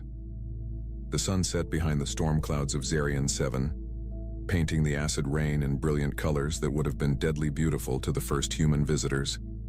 Now it was just another beautiful evening at home. Jake activated the intercom system that reached every corner of their growing settlement. All stations, this is Murphy Base. Today marks exactly 1 year since we arrived on Zirion 7. The aliens sent us here expecting us to die. Instead, we learned how to live. Across the colony, humans and aliens alike paused in their work to listen. Tomorrow we begin preparations for our next challenge. The galaxy has plenty more impossible worlds that need the human touch. Time to show them that when you send humans to hell, we don't just survive, we turn it into home. The response that came back from every corner of the settlement was unanimous. Welcome to hell, we hope you like what we've done with the place. The old ship floated silently in space, its gray hull reflecting the distant starlight. Most people called the U.S. Steadfast a piece of junk, but Captain James Walker saw something different when he looked at his command. The ship might be 30 years old, but there was beauty in its unusual design. The way its hull curved unlike modern vessels, how its old-style engine glowed with a soft blue light instead of the sharp white of newer ships. Walker stood on the bridge, watching his crew work at their stations. They weren't the best in the fleet. No one assigned their top people to an outdated training vessel, but they were his crew, and they worked hard. Some were old veterans like him, ones who couldn't get better posts. Others were fresh faces, young officers using this posting as their first step towards something bigger. Captain, engineering reports the weekly power core tests are complete, said Tom Miller, his first officer. Miller was young, but he had a good head on his shoulders. Unlike most junior officers, he didn't look down on the Steadfast. Walker nodded, checking the readings on his screen. How did the numbers look this time? Better than expected, sir. Engineer Roberts says the core is running at 95% efficiency. That's impossible for a ship this old, but she swears the readings are correct. This made Walker smile. The Steadfast Power Core was special, part of an experimental program that the military had abandoned years ago. Modern ships used cores that were smaller, lighter, and supposedly more efficient. But Walker had studied the old designs. They weren't inefficient. They were just built for a different purpose. Tell Roberts to keep monitoring those readings. I want to know if anything changes. Walker turned his attention to the main viewport, watching as a modern patrol ship passed by. The newer vessel was sleek and powerful, with weapons that could hit targets at twice the range of the Steadfast's old guns. But Walker knew something that most people had forgotten. Sometimes the old ways had advantages that weren't obvious at first glance. The bridge crew worked quietly, running through their normal training exercises. They were practicing basic maneuvers today, the kind of things that would bore crews on more advanced ships. But Walker had added his own twists to the exercises, making his crew think about problems differently. Sir, called out Lucy Green from the sensor station. I'm picking up some unusual readings from the shield harmonics during our turns. Walker walked over to her station, looking at the data. Most captains would ignore such small variations. Modern shields were meant to be stable and consistent. But the Steadfast's old shield system worked differently. It could change and adapt in ways that newer designs couldn't match. Record those readings, he told Green. I want to study them later. He had been collecting data like this for months, building a picture of what his ship could really do. The military thought ships like the Steadfast were too power-hungry, their systems too demanding to be useful. But Walker saw patterns in the data that told a different story. The day continued with more exercises. Walker watched as his crew practiced emergency procedures, power management, and basic combat drills. They weren't as fast as crews on modern ships, but they were thorough. They understood their ship's systems instead of relying on automatic controls to do everything. During the lunch break, Walker sat in his office, studying old technical manuals. The Steadfast was part of the Guardian-class experimental program, ships built to test new ideas about space combat. The program had been canceled when newer, supposedly better designs came along. But Walker had spent years piecing together why these ships had been built this way. The power core's massive size wasn't just inefficiency. It was built to handle energy in ways that modern cores couldn't match. The shield system's high power demand came from its ability to change frequency and strength in ways that newer shields had abandoned as unnecessary. Even the hull's unusual shape had a purpose, though Walker was still working to understand exactly what it was. A knock at his door interrupted his studies. "Enter," he called out, and Chief Engineer Roberts walked in. She was an older woman who had served on Guardian-class ships when they were new. "Captain, I've been looking at those power readings you asked about," she said, putting a datapad on his desk. "There's something strange happening when we run the shield harmonics at full power. The core isn't just handling it. It's becoming more efficient. That shouldn't be possible." Walker picked up the pad, looking at the numbers. "The old designers knew what they were doing, Mary. They built these ships to handle things that modern ships can't do. We just need to figure out what those things are." Roberts nodded slowly. "Most of the fleet thinks we're just a floating museum piece, but you've got ideas about this ship, don't you, sir?" "I do," Walker admitted. "The Guardian program was canceled before they finished testing everything these ships could do. I think they gave up too soon. There's something special about the Steadfast. We just need to prove it." The afternoon shift brought more routine tasks. Walker had his crew practice power management drills, teaching them how to handle the core's massive energy output. Modern ships had automated systems for this, but the Steadfast required manual control. It was harder work, but it meant his crew truly understood how their ship worked. As the day shift ended, Walker stood at the viewport again, watching the stars. Tomorrow they would patrol the quiet sectors of space where nothing ever happened. The fleet kept the Steadfast away from any real action, thinking it was too old and weak to be useful. But Walker knew better. His ship wasn't weak, it was different. And sometimes, being different was exactly what you needed. He thought about all the data he had collected, all the patterns he had noticed. The way the shield harmonics changed during turns, how the power core became more efficient under high loads. The unusual ways the hull dispersed energy. Alone, each thing seemed like a quirk or a flaw. But together, they painted a picture of a ship that could do things its designers might never have imagined. "Someday," he whispered to himself, "everyone will understand what you can really do." He patted the wall of his ship gently, feeling the slight vibration of its systems through his hand. The Steadfast might be old, but age didn't always mean weakness. Sometimes it meant having secrets that the young had forgotten. The night shift crew began arriving, taking their stations. Walker gave them their orders for the night. More exercises, more data collection, more learning about their ship's true capabilities. As he headed to his quarters, he thought about all the modern ships out there, with their crews who relied on computers to do their thinking for them. They might be faster and more powerful, but they had forgotten something important. The best weapons weren't always the newest ones. Sometimes, the best weapons were the ones that everyone else had forgotten about. In his quarters, Walker added the day's data to his private files. Another piece of the puzzle. Another step toward understanding what the Steadfast could really do. Someday, they would need ships that could do more than just follow standard tactics. When that day came, Walker would be ready. His outdated, underestimated ship would show everyone that sometimes the old ways were the best ways. He just hoped they would figure it out before it was too late. The emergency alert woke Walker in the middle of the night. Red lights flashed through his quarters as he quickly put on his uniform. When he reached the bridge, his crew was already at their stations, faces tight with worry. "Report," Walker ordered, taking his seat. Tom Miller turned from his console, his face pale. "Sir, we're receiving emergency broadcasts from Fleet Command.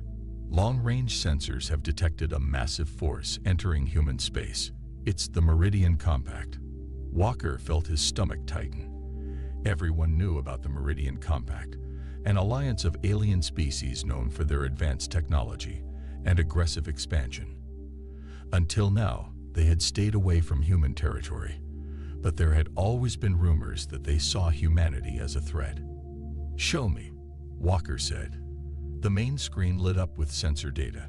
Even from a distance, the numbers were frightening.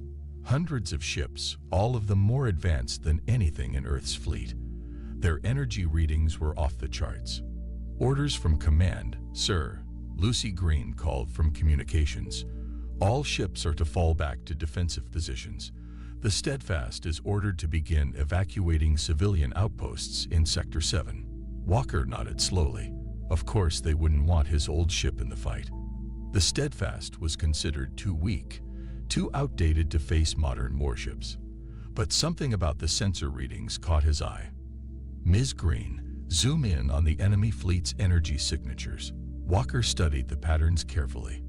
There was something familiar about them, something that reminded him of his research into the Steadfast's systems. The next few days were a blur of activity. The Steadfast moved from outpost to outpost, loading civilians onto emergency transports. Walker's crew worked tirelessly, helping families pack what they could carry and comforting children who didn't understand why they had to leave their homes. Between evacuations, Walker spent every spare moment studying the data they collected about the Compact's fleet. Their ships used energy in ways that seemed impossible, weapons that could tear through modern shields, engines that moved faster than anything humans had built. But the more he looked, the more he saw patterns that connected to his research about the Steadfast's old systems. Captain, Engineer Roberts called him to engineering one evening. I've been looking at the Compact's shield frequencies. They're using modulation patterns that are similar to what our old system can do, just more advanced. Walker leaned over the engineering console, excitement building in his chest. Show me the comparisons. Roberts pulled up two displays, one showing the Steadfast's shield harmonics, the other showing the Compact's patterns. They weren't identical, but the basic principles were the same. The Guardian program had been developing something similar 30 years ago, before it was canceled. Their technology works on the same principles we were exploring, Walker said quietly, but they took it further than we did. They perfected it while we abandoned it for simpler designs. As they continued their evacuation mission, more reports came in about the Compact's advance. Earth's modern ships were failing against the alien technology. Their weapons couldn't penetrate the Compact's shields. Their own shields collapsed under the alien weapons. Everything that made Earth's fleet modern and efficient was proving useless against the invaders. During one evacuation, Walker found something interesting. The outpost they were clearing had an old research station, and in its databases, he discovered files from the Guardian program that he had never seen before. The station's computers were so old that they had been forgotten during system updates, leaving these files untouched for decades. Look at this, he showed Miller and Roberts in his office. The Guardian ships weren't just experiments. They were built based on theories about advanced alien technology. The designers thought that simple, brute force systems might work better against highly advanced enemies than our modern, refined technology. Miller looked confused. But why would older technology work better? Because it's not about being old or new, Walker explained. It's about using power differently. Modern ships try to be efficient, using just enough power for each task. But the Steadfast systems are built to handle massive energy loads. They're not efficient, but they're incredibly adaptable. The evidence was in the Compact's own ships. Their advanced technology used principles similar to what the Guardian program had been exploring.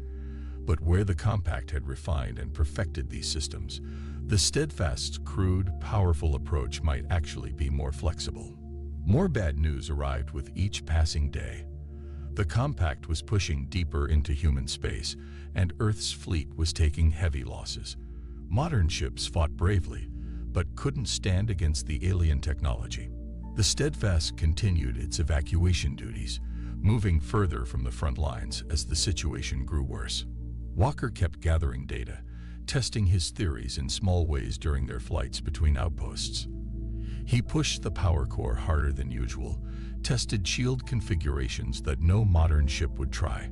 The results supported his ideas. The Steadfast systems could do things that shouldn't be possible according to modern military doctrine. Sir, Miller caught him after a late shift. The crew's been talking. They know you're working on something. They've seen how you're testing the ship's systems, studying the compact's technology. They want to help. Walker looked at his first officer for a long moment. Everything he had learned told him that the Steadfast might be able to fight the compact effectively, but attempting it would mean risking his crew, his ship, and his career. The safe choice was to follow orders and stay away from the fighting. But then another message came through. The compact had reached New Haven, humanity's largest colony world. Earth's fleet was gathering for one last stand, but everyone knew it would probably fail. Modern ships just couldn't compete with the alien technology. Walker stood on his bridge, watching the stars through the viewport. His crew waited quietly, knowing that their captain was making a difficult decision. They had evacuated their last outpost. New orders would come soon, probably telling them to retreat even further from the fighting. But Walker had made up his mind. The Steadfast might be old, but it wasn't weak. Its outdated systems, which everyone thought were too crude and power-hungry to be useful, might be exactly what humanity needed. The ship no one feared might be the only one that could stand against the compact's advanced technology. Plot a course for New Haven, he ordered. It's time to show everyone what this old ship can really do. His crew straightened in their seats, ready to face whatever came next. They had spent months learning their ship's true capabilities. Now they would put that knowledge to the test, proving that sometimes the old ways were the best ways. The Steadfast's engines glowed brighter than usual as they turned toward New Haven. Whatever happened next, they would face it together. The ship that everyone thought was too old and weak to fight was about to show the galaxy that being underestimated could be the greatest advantage of all. The Steadfast raced through space toward New Haven, its old engines pushing harder than they had in years. In engineering, Mary Roberts worked with her team to implement Walker's ideas. They weren't just breaking the rules of modern ship design, they were rewriting them. Divert power from the secondary systems, Roberts ordered, her hands moving across the control panel. Route everything through the main core. Modern ships would never do this. It was too dangerous, too wasteful. But the Steadfast's massive power core could handle loads that would burn out newer designs. On the bridge, Walker and Miller studied the latest data about the compact's fleet. They had been collecting information during each encounter, watching how the alien ships fought. Their advanced technology had patterns that matched theories from the old Guardian program files. Look here, Walker pointed to a sensor reading. Their shields change frequency to match incoming fire. That's why our modern weapons can't hurt them. But the Steadfast's old shield system was built to do something similar. Miller leaned closer. Our shields can change frequency too. They can do more than that. Walker pulled up his research files. The Guardian program was developing shields that could absorb energy and redirect it. Modern ships abandoned the idea because it used too much power, but we have power to spare. Through the ship's intercom, Robert's voice came from engineering. Captain, we've finished the shield modifications, ready to test when you are. Walker looked at his crew. They were all watching, waiting. They had followed him this far, trusting that their captain knew what he was doing. Now it was time to prove that trust wasn't misplaced. Take us to the asteroid field, Walker ordered. They had passed a dense cluster of space rocks on their way to New Haven. It would be perfect for testing their ideas. The Steadfast moved carefully through the asteroid field. Walker had his weapons officer, Jack Thompson, target a medium-sized rock. Fire one torpedo, low yield. The torpedo shot out, hitting the asteroid. As expected, chunks of rock flew everywhere.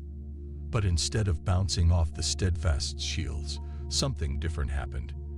The shields glowed brighter than usual, and the energy readings spiked. Engineering to bridge, Roberts called. Captain, the shields didn't just block the debris. They absorbed the kinetic energy. The power core is processing it, adding it to our reserves, just like you thought it could. Walker smiled. This was what the Guardian program had been working toward. Shields that didn't just protect, but turned enemy attacks into power. Modern ships couldn't do this because their power cores weren't strong enough. But the Steadfast's inefficient core was perfect for it. They spent the next few hours testing different configurations. Each test showed them something new about their ship's capabilities. The old power core could handle enormous energy loads. The shield system could be tuned to frequencies that modern sensors barely detected. Even the unusual hull design played a part, helping to channel and redirect energy in ways that newer ships couldn't match. It's like putting together a puzzle, Miller said, watching another successful test. All these old systems that everyone thought were obsolete, they were actually built to work together in ways we're just now understanding. Walker nodded. The Guardian program engineers were ahead of their time. They saw that highly advanced technology might not always be the answer. Sometimes you need systems that are simple but powerful, adaptable instead of efficient. As they worked, more reports came in about the battle at New Haven. Earth's fleet was fighting bravely, but they were losing. The compact ships were too advanced, their weapons too powerful. Modern shields couldn't stop them, and modern weapons couldn't harm them. But Walker saw something in the reports that others had missed. The compact ships were advanced, yes, but they were also predictable. They relied on their technology working in specific ways. They never expected to face something like the Steadfast, something that could turn their own power against them. Ms. Green, Walker called to his sensor officer. Show me the energy patterns from that last test. The display lit up with data. The Steadfast shields hadn't just absorbed the energy from their tests. They had amplified it. The power core was able to take that energy and make it stronger. Chief Roberts, Walker called engineering. Could we modify the shields to release stored energy in a controlled burst? There was a pause before Roberts answered. Yes, sir. The core can handle it. But the release would be massive, probably enough to overload any normal shield system in range. That was exactly what Walker wanted to hear. Modern shields were carefully tuned, precisely balanced. But the compact used more advanced versions of the same technology. If the Steadfast could overload their shields the same way. One more test, Walker ordered. They set up a series of sensor buoys to simulate enemy ships. The Steadfast's modified shields absorbed energy from small weapons fire, held it, amplified it through the power core, and then released it in a massive burst. The test results were better than Walker had hoped. Sir, Miller said quietly, this could actually work. We could hurt them. Walker looked at his crew. They had all seen the test results. They knew what their ship could do now. But using these abilities in real combat would be dangerous. The power levels they were dealing with could tear the Steadfast apart if anything went wrong. I won't order anyone to stay, Walker told his crew. What we're planning to do goes against every modern naval doctrine. If it fails, we'll lose the ship and probably our lives. Anyone who wants to transfer off before we reach New Haven can do so. The bridge was quiet for a moment. Then Thompson spoke from his weapons station. Sir, we've all seen what this ship can do. Modern ships are dying out there because they can't adapt. But the Steadfast, she's different. She's special. One by one, other crew members nodded. They had spent months learning their ship's true capabilities. They had seen the test results. They believed in their captain and in their ship. Very well, Walker said. Let's finish the modifications. When we reach New Haven, we'll show everyone why they should have paid more attention to this old ship. The Steadfast continued toward New Haven, its systems humming with more power than they had in years. The ship that everyone thought was too old and weak to fight had become something else, something that could stand against the most advanced fleet in known space. Walker stood at his viewport, watching the stars streak by. Soon, they would face the Compact's fleet. Soon, they would show the galaxy that sometimes the old ways, the forgotten ways, were exactly what you needed to win an impossible fight. The Steadfast dropped out of faster-than-light travel at the edge of the New Haven system. The view on the main screen made everyone on the bridge fall silent. Hundreds of ships filled space around the colony world. The sleek, purple-hulled vessels of the Meridian Compact facing off against Earth's white and gray fleet. Status report, Walker ordered, his voice steady despite the scene before them. Earth fleet is heavily damaged. Lucy Green reported from her sensor station. They've lost 30% of their ships. The Compact's fleet is barely scratched. Their shields are holding against everything we throw at them. Walker watched the battle unfold. Earth's modern ships fought bravely, but their weapons splashed harmlessly against the Compact's advanced shields. When the alien ships fired back, their energy weapons cut through human shields like they weren't even there. Engineering reports all systems ready, Miller said. The power core is running at maximum capacity. Shields are configured according to your specifications. Walker nodded. They had spent the entire journey here preparing for this moment. The Steadfast systems were running in ways that would make any modern engineer scream in horror. Power readings that should have blown out their circuits were instead being channeled and controlled by the old ship's overbuilt systems. "Sir," Thompson called from weapons. "Fleet Command is ordering us to stay back. They're saying we're not equipped for this fight." Of course they would say that. Looking at the Steadfast's official specifications, no one would think this old training ship could make a difference. But Walker knew better. His crew knew better. "Send no reply," Walker ordered. "Cut our transmitters. From here on, we work alone." He studied the battle pattern, looking for the right moment to make their move. The Compact ships flew in perfect formation, their movements precise and coordinated. That precision would be their weakness. "Take us in," Walker ordered. "Full power to the engines. Plot a course straight through their line." The bridge crew looked at him in surprise, but they obeyed. The Steadfast's engines roared to life, pushing the old ship faster than it had moved in years. On the screen, they could see other human ships trying to warn them off, probably thinking the Steadfast's crew had lost their minds. The first alien ships noticed them coming. Their purple hulls gleamed as they turned to face this new threat. Walker could almost imagine their crews laughing at the sight of an outdated human vessel charging straight at them. "Enemy ships powering weapons," Green reported. "They're targeting us." "Hold course," Walker said calmly. "Wait for my signal." The Compact ships opened fire. Their energy weapons, so deadly to modern human vessels, lashed out at the Steadfast. But instead of cutting through their shields, something different happened. The old ship's shields glowed bright blue, absorbing the energy of the attacks. "Power core holding steady," Roberts reported from engineering. "Shield energy levels rising. The absorption is working exactly like we planned." More alien ships joined the attack, probably confused by how this obsolete vessel was surviving their weapons. Each shot they fired just made the Steadfast shields glow brighter. The power core hummed louder, taking in all that energy and storing it.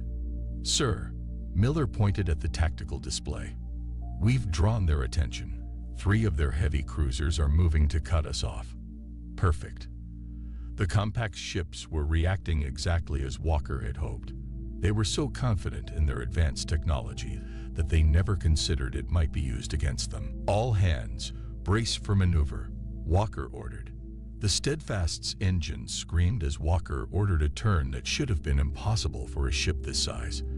But the old engines handled it, their excessive power pushing them through. Now they were surrounded. Compact ships on all sides, their weapons still firing. Earth's fleet watched in confusion as this old training vessel drove deeper into the enemy formation, its shields glowing brighter with each hit it took. "Power levels at maximum," Roberts called. "The core can't absorb any more energy. We have to release it now." Walker looked at his tactical display. The Steadfast was right where he wanted it, in the middle of the tightest concentration of enemy ships. Their precise formation, usually a strength, now worked against them. "On my mark," Walker said, his hand hovering over his control panel. He waited 2 more seconds, letting 3 more shots hit their shields. "Now, release all power through the shield grid."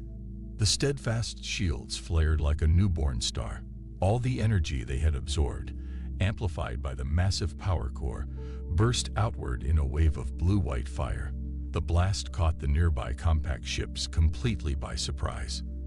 Their advanced shields, so perfectly tuned and efficient, couldn't handle this crude but overwhelming surge of power. Ship after ship went dark as the energy wave overloaded their systems. The most advanced fleet in known space was being beaten by technology they had considered primitive. Direct hit on enemy vessels, Thompson reported, his voice filled with amazement. Their shields are failing. I'm reading multiple hull breaches across their fleet. The Steadfast wasn't finished. Its power core was already building up another charge, drawing energy from the chaos around them. Walker had his ship turned tightly, presenting fresh shield sections to enemy fire, absorbing more energy for their next attack. Earth fleet is responding, Green called out. They're targeting the ships we've damaged. Walker allowed himself a small smile. Finally, the modern ships had targets they could hurt. While the Steadfast absorbed and redirected the compact's energy weapons, Earth's fleet could attack the weakened enemy vessels. The battle was far from over. The compact still had many ships, and they were already trying to adjust their tactics. But Walker had shown them something they never expected, that their advanced technology could be beaten by a ship they had thought too weak to matter.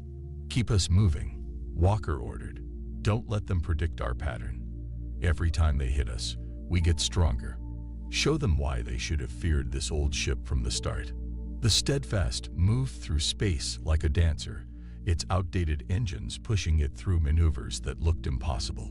Each time the compact ships fired, the old vessel's shields absorbed their attacks.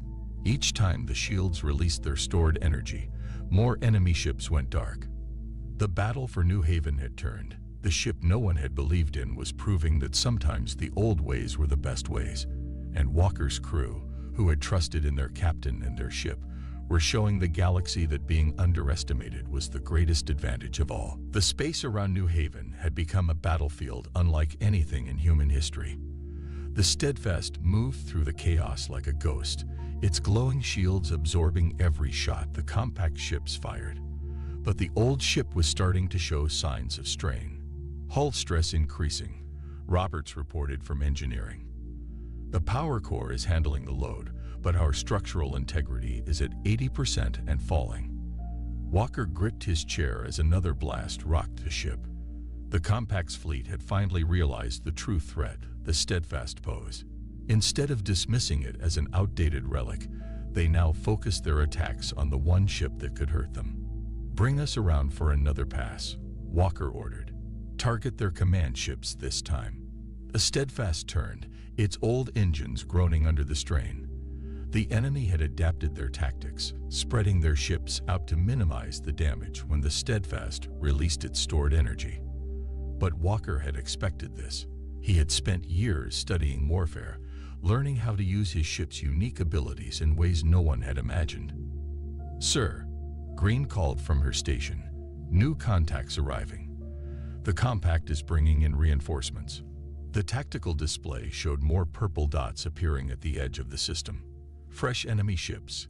Their crews probably warned about the strange human vessel that could turn their own weapons against them.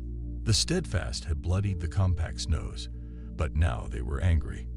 Message from Fleet Command, Miller reported. They're ordering all ships to fall back. They say we can't win against these numbers. Walker studied the battlefield. The Steadfast had given Earth's fleet a fighting chance, but the enemy still outnumbered them.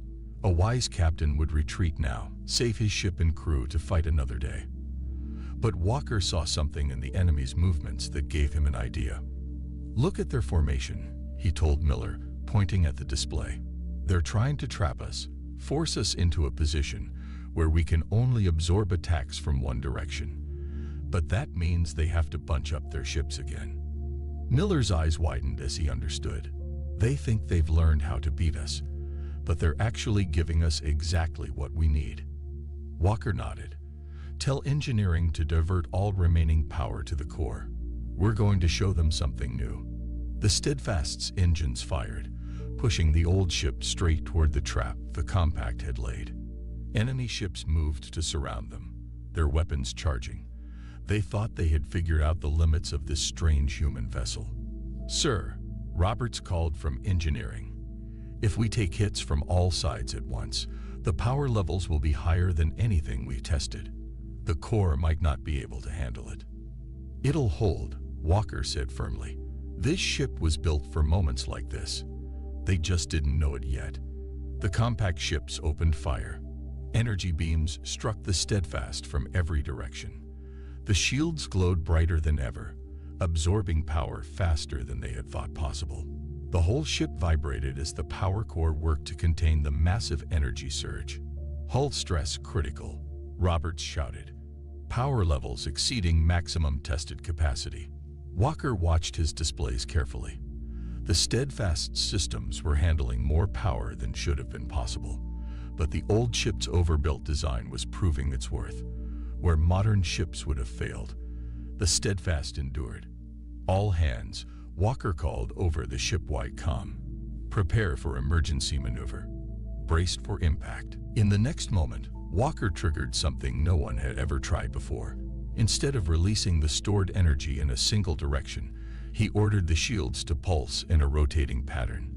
The result was spectacular. The Steadfast became the center of an expanding spiral of energy. The blast caught the enemy ships in waves, each pulse timed to hit them as their shields tried to recover from the previous hit. Ships that could have survived one blast fell to repeated hits that came too fast for their systems to handle. Enemy ships losing power across all sectors. Thompson reported, "Their formations are breaking up." The compact's careful trap had become their worst nightmare. Ships collided as they tried to escape the energy storm centered on the Steadfast. Others lost power completely, their advanced systems overwhelmed by the crude but overwhelming force being thrown at them. "Earth fleet is advancing," Green called out. "They're moving to support us." Finally understanding what the Steadfast could do, Earth's modern ships pressed the attack. They targeted enemy vessels whose shields had been overloaded, their weapons now effective against the previously invulnerable targets. But the Steadfast wasn't finished yet. Even as warning lights flashed across every console and the hull groaned under impossible stresses, Walker had one more card to play. "Plot a course for their flagship," he ordered. "Everything we have left. One final push." The old ship's engines burned bright as they drove toward the heart of the enemy fleet. The compact's flagship, a massive vessel that dwarfed the Steadfast, tried to retreat. But Walker had studied their tactics too well. He knew exactly where they would try to go. "Release remaining power on my mark," Walker ordered. "Engineering, give us everything the core has left. Don't hold anything back." The Steadfast closed the distance, taking more hits as it went. Its shields were wavering now, the power core straining to contain the energy being forced into it. But Walker had timed it perfectly. Just as the enemy flagship began its escape maneuver, Walker gave the order. Now, the Steadfast released every bit of stored power in a single focused blast.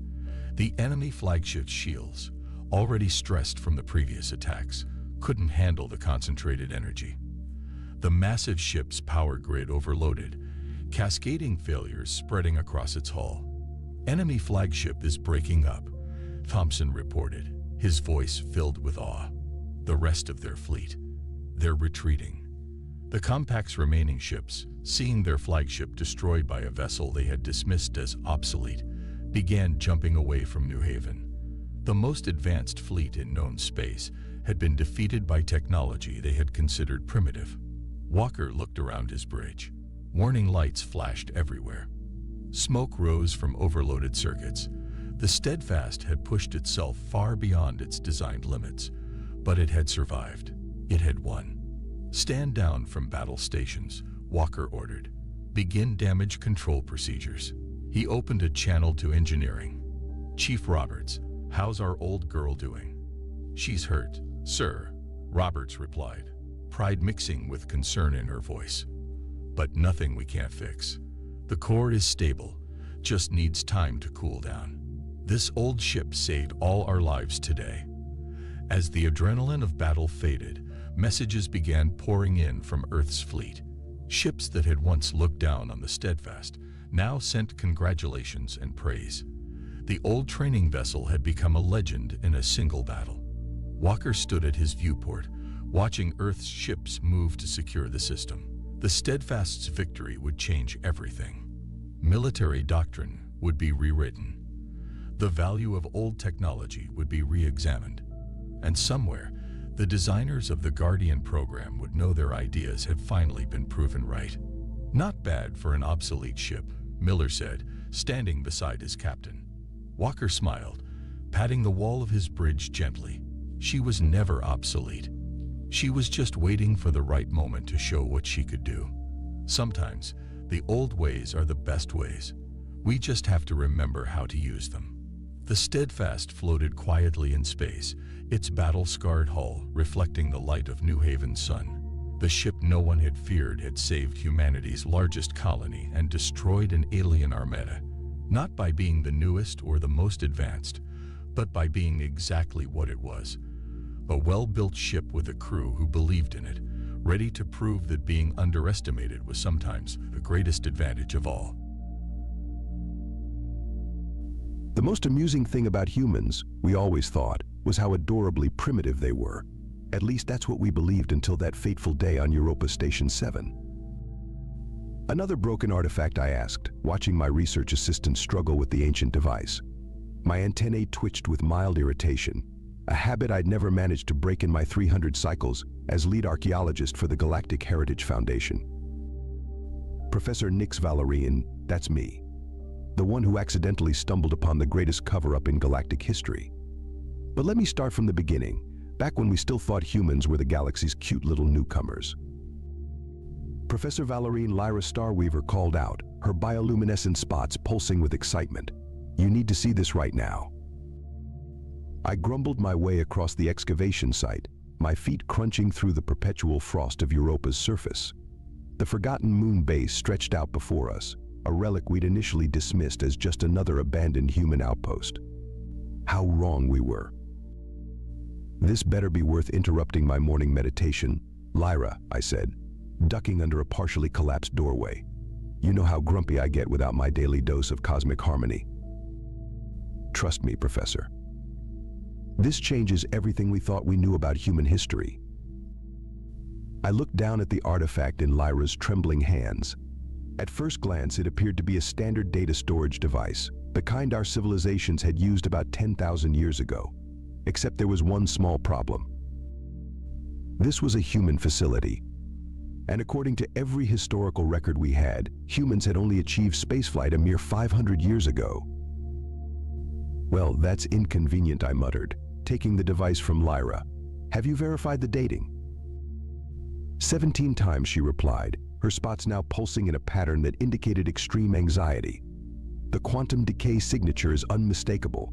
This device is at least 12,000 years old. I laughed nervously. Clearly our equipment needs recalibration. Perhaps the Europa radiation is interfering with the readings, but even as I spoke those words, my scientific mind was already racing through the implications. The humans we'd encountered 5 centuries ago had seemed so charmingly primitive. Their first interstellar ships were practically held together with what they called duct tape, a fixing material that had become something of a running joke in galactic engineering circles. The Galactic Council had taken humanity under its wing, like a parent guiding a wobbly child's first steps. We shared our technology, our knowledge, our wisdom. And the humans? They smiled, thanked us profusely, and bumbled their way into the galactic community with what we thought was endearing clumsiness. Professor Lyra's voice interrupted my thoughts. There's more. She led me deeper into the facility, past corridors that seemed to laugh at our assumptions. The architecture itself should have been our first clue. It was too perfect, too precise for what we believed to be early human engineering. We entered what appeared to be a control room. Holographic interfaces flickered to life as we approached, responding to our presence with a level of technological sophistication that shouldn't have existed in a 12,000-year-old facility. Oh, those clever little monkeys, I whispered, watching as star charts materialized before us. The displays showed celestial bodies in positions that perfectly matched astronomical calculations for that distant era. This wasn't some elaborate hoax or malfunction. Should we notify the council? Lyra asked, her spots now a confused swirl of colors. I snorted, a very unprofessional sound that echoed through the ancient chamber. And tell them what? That the supposedly young species we've been patronizing for 5 centuries might actually be older than our entire civilization. Well, when you put it that way. Exactly, I started pacing, my antennae now twitching so violently they probably looked like dancing tentacles. We need more evidence, hard evidence, the kind that even those stuffed robes on the council can't ignore. I picked up another artifact, turning it over in my hands. It was a simple thing, really. A mug preserved perfectly in the airless environment, with words printed on its side, "Humans were here first." Those smug little, I couldn't even finish the sentence. 5 centuries of accepting our guidance with those pleasant, patient smiles. 5 centuries of thank you so much, and we have so much to learn, and oh, how fascinating your technology is. Professor Lyra's voice had taken on a worried tone. Are you all right? Your scales are turning purple. Oh, I'm fine, I replied, carefully setting down the mug before I crushed it in my growing agitation. I'm just realizing that we might be the galaxy's longest-running joke. A soft beep drew our attention to one of the holographic displays. Text began scrolling across it in ancient human script, which I'd naturally learned to read as part of my archaeological studies. Welcome back to Europa Station 7, it read. We've been expecting you. That's impossible, Lyra whispered. This facility has been abandoned for millennia. I stared at the next words appearing on the screen and felt my professional skepticism crumbling by the second. The truth will come out when you're ready for it. For now, just remember sometimes the best way to teach someone is to let them think they're teaching you. Standing there in that ancient control room, surrounded by evidence that shattered everything we thought we knew about human history, I couldn't help but laugh. It was either that or scream. Because suddenly every interaction I'd ever had with humans needed to be reevaluated. Every patient nod as we explained advanced concepts to them. Every grateful smile as we shared our superior technology. Lyra, I said, watching more text appear on the screen, I believe we've just discovered that we're not the teachers we thought we were. Then what are we? The galaxy's most oblivious students. I shook my head, my antennae finally settling into an amused droop. And the humans? They might just be the most patient teachers in history. What do you mean you're denying our request for additional funding? I stood in Director Andromeda Thal's office, trying very hard not to let my scales shift to angry red. We found evidence that could rewrite galactic history. Director Thal looked up from her holo display with 3 of her 7 eyes, which was about as much attention as she usually spared for anyone below her rank. Professor Vallerine, do you know how many grant requests I received claiming to rewrite galactic history? 17 this week alone. But we have proof. I projected the findings from Europa Station 7 onto her desk. The quantum dating is conclusive. The architectural precision is beyond anything humans should have been capable of 12,000 years ago. And look at these energy signatures. What I'm looking at, she interrupted, now deigning to use 4 eyes, is a waste of the Galactic Heritage Foundation's resources. Humans achieved spaceflight 500 years ago. This is established fact. Established propaganda, more likely, I muttered, then quickly added, with all due respect, Director. She finally gave me her full 7-eyed attention. Not a good sign. Professor Vallerine, your work has always been eccentric, but this crosses into dangerous territory. The humans are our proteges, our students. Suggesting otherwise could destabilize centuries of peaceful cooperation. Truth tends to do that, I replied, my antennae twitching in barely contained frustration. Your request is denied. Stick to cataloging their early space stations and leave the conspiracy theories to the entertainment networks. I left her office feeling deflated but not defeated. In my 3 centuries of archaeological work, I'd learned that bureaucrats might control the funding, but they couldn't control curiosity, and mine was now burning hotter than a plasma drive. Back at the excavation site, Lyra greeted me with news that made my scales ripple with excitement despite my mood. We found more, Professor. An entire sealed chamber, untouched since the facility was abandoned. The chamber turned out to be a data archive, its walls lined with preservation units that hummed to life as we entered. Inside each unit, data crystals gleamed with stored information that had waited millennia to be discovered. How many of these can we decrypt, I asked, already mentally calculating how long we could continue working without official funding. That's the thing, Lyra said, her bioluminescent spots dancing with barely contained excitement. They're not encrypted, they're just waiting. I picked up one of the crystals, examining its perfectly preserved structure, almost like they were left here for us to find Lyra finished. Exactly, I connected the crystal to our analysis equipment. Let's see what stories you've been keeping. The data streamed across our screens, showing images and text that couldn't possibly exist. Humans in advanced spacesuits that made our current technology look primitive, building outposts across the solar system. Detailed maps of long-abandoned colonies on Mars, Venus, and dozens of moons. And most incredibly, records of their first encounters with other species, encounters that, according to official history, hadn't happened yet. This can't be right, Lyra whispered. According to these records, humans had achieved interstellar travel before most of our species had discovered basic tool use. The question is, I said, my scientific mind racing with possibilities, why did they hide it? And why leave evidence for us to find? Perhaps I can help answer that. We spun around to find a human standing in the doorway. She wore the simple environmental suit typical of human researchers, but something about her bearing made me suspect it wasn't her usual attire. Amanda Blackwood, she introduced herself with that characteristic human smile, the one I was starting to suspect meant far more than simple friendliness. I'm a consultant with the Earth Historical Archives. How did you get in here? Lyra demanded, her spots pulsing with alarm. The same way you did, Amanda replied, walking over to examine our equipment with what I now recognized as carefully crafted casualness. Though I've known about this facility quite a bit longer. You knew? I asked, my antennae quivering with a mix of excitement and apprehension. About all of this. Professor Valérine, she said, turning to face me, would you believe me if I told you that humanity has been waiting centuries for someone like you? Someone curious enough to look past the obvious, clever enough to piece together the clues, and... She glanced at the denied funding request still displayed on my tablet, stubborn enough to persist when told to stop. Why the deception, I asked.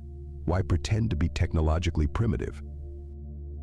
Amanda's smile took on a hint of sadness. Imagine being the first spacefaring race, watching younger species emerge, make the same mistakes you did, fight the same wars, face the same crises. Would you immediately reveal your power and risk becoming the galaxy's rulers? Or would you choose a more subtle path? You chose to be students rather than teachers, I realized, remembering all those patient human faces in cultural exchange programs. We chose to let the galaxy develop without the shadow of an elder race hanging over it, Amanda corrected. To guide without controlling, to suggest without commanding. And now, Lyra asked. Now, Amanda said, reaching for one of the data crystals, it's time for the next phase. But we need help. We need allies who understand both the truth and why we hid it. She inserted the crystal into our equipment, and new data flooded the screens. Star charts showing thousands of worlds I'd never seen before, technical specifications that made my scientific mind spin, and lists of threats to galactic stability that made my scales pale. Director Thal was right about one thing, Amanda said quietly. This will destabilize everything. The question is, Professor Valérine, are you ready to help us ensure that destabilization leads to growth rather than chaos? I looked at the data streaming before us, at Lyra's worried expression, at Amanda's knowing smile. 5 centuries of guided development, 12,000 years of hidden history. And now, standing in an ancient archive that had waited millennia for this moment, I had to make a choice. Tell me everything, I said. Amanda's smile widened. That's exactly what we hoped you'd say. The next few days passed in a blur of revelations that made my head spin. Amanda showed us evidence that would have made Director Thal's 7 eyes pop out of her head. Not that we could tell her. The politician in her would probably have us all arrested for galactic treason. So let me get this straight, I said, examining a holographic display of Earth's true historical timeline. Your people achieved faster than light travel before my species learned to make fire.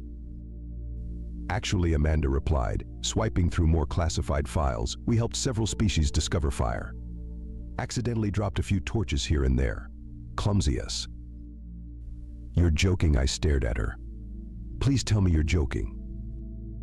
Her only response was that infuriating human smile.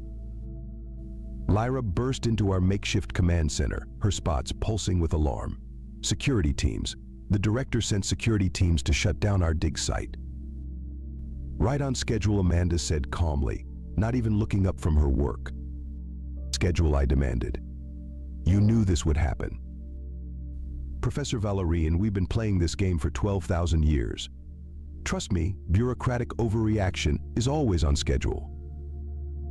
Through the window, I could see the security vehicles approaching across Europa's icy surface. Their lights cut through the perpetual twilight like angry red eyes. We need to protect the evidence, I said, reaching for the data crystals.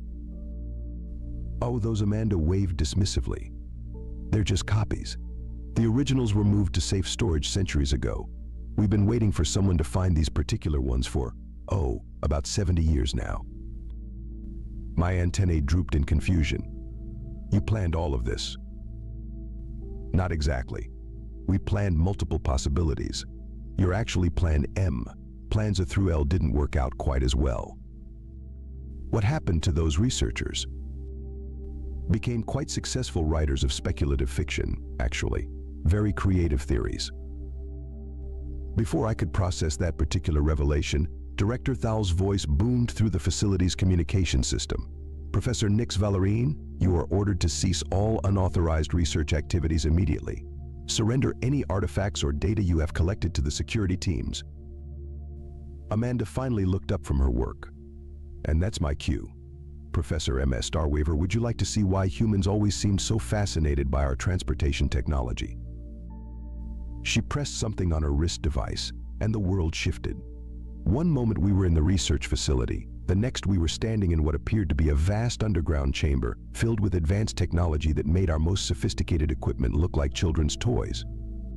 Welcome to the real Europa Station 7, Amanda announced. But we were just in Europa Station 7, Lyra stammered, her spots now strobing in confusion. No, you were in what we like to call our starter pack. Think of it as a test facility. If someone finds it and asks the right questions, they get invited to the real thing. I looked around at the impossibly advanced facility. How many of these do you have? Enough, Amanda replied cryptically. Now, shall we discuss why we've been letting the galaxy think we're the new kids on the block? A massive holographic display activated, showing what looked like a map of the entire galaxy. But this was no ordinary star chart. It showed patterns, connections, and threats I'd never imagined existed. Humanity's great burden, Amanda explained, is knowing too much too soon. We achieved technological advancement before we achieved wisdom. It didn't go well. The myths about Earth's near destruction, I whispered. They're not myths, are they? We almost wiped ourselves out half a dozen times before we learned our lesson. That's why, when we finally reached the stars and found other emerging civilizations, we made a choice. The display zoomed in on various worlds, showing the early development of different species. My own people were there, taking their first steps towards civilization, while human observers watched unseen. Instead of conquering or controlling, we decided to guide. To let each species develop at their own pace, make their own mistakes, but with a safety net they never knew existed. The bumbling newcomers act, I realized. It was all to avoid becoming. The oppressive elder race, Amanda nodded. Every species that discovers it's not alone faces a choice. Submit to the stronger civilization or fight against it. We wanted to offer a third option. But why reveal the truth now? The display shifted again, showing dark patterns moving at the galaxy's edge. Because something's coming. something that will require all of us working together as equals, not as teachers and students. A security alarm blared through the facility. Somewhere above us, Director Thal's teams were probably discovering our disappearance. It's time to make a choice, Professor Amanda said. You can go back up there, pretend you never saw any of this. Write it off as a failed excavation, or you can help us prepare the galaxy for the truth. Not as a student, not as a teacher, but as a partner. I looked at Lyra, who had been uncharacteristically quiet. Her spots had settled into a pattern I'd never seen before, one that somehow conveyed both terror and excitement. Will there be more terrible human jokes about accidentally teaching fire making, I asked. Amanda grinned. Oh, Professor Valérine, you haven't even heard our best material yet. Above us, security forces were probably tearing apart an empty research station, looking for evidence that had never really been there. And here we stood in a hidden facility that rewrote everything we thought we knew about human history. When do we start, I asked. We already have, Amanda replied. In fact, we're running ahead of schedule. Would you like to see what Plan N looks like? The Grand Chamber of the Galactic Council wasn't designed to hold this many beings. Representatives from every known species packed the towering amphitheater, their combined voices creating a storm of whispers that made my antennae vibrate. Are you sure about this? I asked Amanda as we waited in the preparation chamber. Once we step out there, everything changes. Honestly? No, I'm not sure. Humanity has been debating this moment for centuries, but our sensors confirm it. We're out of time for gentle guidance. Director Thal burst into the chamber, all 7 eyes blazing with fury. Professor Valérine, you are formally charged with data theft, unauthorized research, and she paused, glaring at Amanda, consorting with potentially dangerous elements. Dangerous elements? Amanda raised an eyebrow. Director, you have no idea how funny that accusation is. Before Thal could respond, the council bells rang, signaling the start of the emergency session. We filed into the Grand Chamber, and I felt thousands of eyes, optical sensors, and various sensory organs turned toward us. Council Speaker Zara Brightstar, her crystalline form catching the light from distant stars through the chamber's transparent dome, called for order. We are gathered here due to disturbing claims made by Professor Nix Valérine and representatives of the Human Cooperative. Professor, you may present your evidence. I stepped forward, trying to keep my scales from betraying my nervousness with color changes. Honorable Council, what I am about to show you will challenge everything we believe about our galactic history. The chamber's holographic systems activated, displaying the evidence we'd gathered, but not the simple ruins we'd found in the fake Europa Station 7. No, Amanda had given me access to the real records. 12,000 years ago, I began. When most of our species were taking their first steps toward civilization, humanity had already reached the stars. The chamber erupted in shouts and protests. Council Speaker Brightstar had to strike her resonance rod 3 times to restore order. Preposterous, Director Thal shouted. Humans achieved spaceflight only 5 centuries ago. We have documentation. You have what we wanted you to have, Amanda said, stepping forward. Her simple environmental suit shimmered and transformed, revealing ceremonial armor of impossible technology. The chamber fell silent. Humanity faced a choice when we first reached the stars, she continued. We could dominate, rule, impose our will on emerging civilizations. We had the power. We still do. But we chose a different path. She raised her hand, and the holographic display expanded to show the true scope of human achievement. Hidden worlds, advanced technologies, and most shockingly, evidence of their subtle guidance throughout history. That's impossible, someone in the chamber whispered. The great innovation of the Palaxian age that was. A human suggestion, carefully placed, Amanda confirmed. Just like the quantum breakthrough of the synthetics, the biological revolution of the Zarn, and yes, Director Thal, even your species' famous discovery of neural enhancement. The chamber erupted again, but this time in a chaos of questions and realizations. Species after species recognizing moments in their history where human influence had guided them away from disaster. But why, Council Speaker Brightstar asked, her crystalline form vibrating with emotion? Why hide your true nature? Because of what's coming, I said, bringing up the long-range sensor data from the real Europa station. Show them, Amanda. The holographic display shifted to show the approaching threat. A vast darkness between the stars, moving with purpose. We call them the Devourers, Amanda explained. They consume civilizations, transform entire galaxies into empty, processed husks. We've fought them before, in other galaxies, other times. But we knew we couldn't face them alone. Not again. So instead of creating an empire, I continued, finally understanding the full scope of humanity's plan, they created a community. Instead of subjects, they wanted allies. And now Amanda said, we need those allies more than ever. The chamber had fallen completely silent. Thousands of beings trying to process not only the revelation of humanity's true nature, but the threat approaching their galaxy. Then Director Thal, of all people, began to laugh. All this time, she said, her 7 eyes blinking in sequence, we thought we were the teachers. To be fair, Amanda replied with that familiar human smile, you taught us quite a bit. We just had a few prerequisites you didn't know about. Council Speaker Brightstar raised her resonance rod. The council must verify these claims. Of course, Amanda nodded. She pressed a control on her armor, and suddenly the space above the council chamber shimmered. A massive human vessel appeared, its design unlike anything we'd seen before.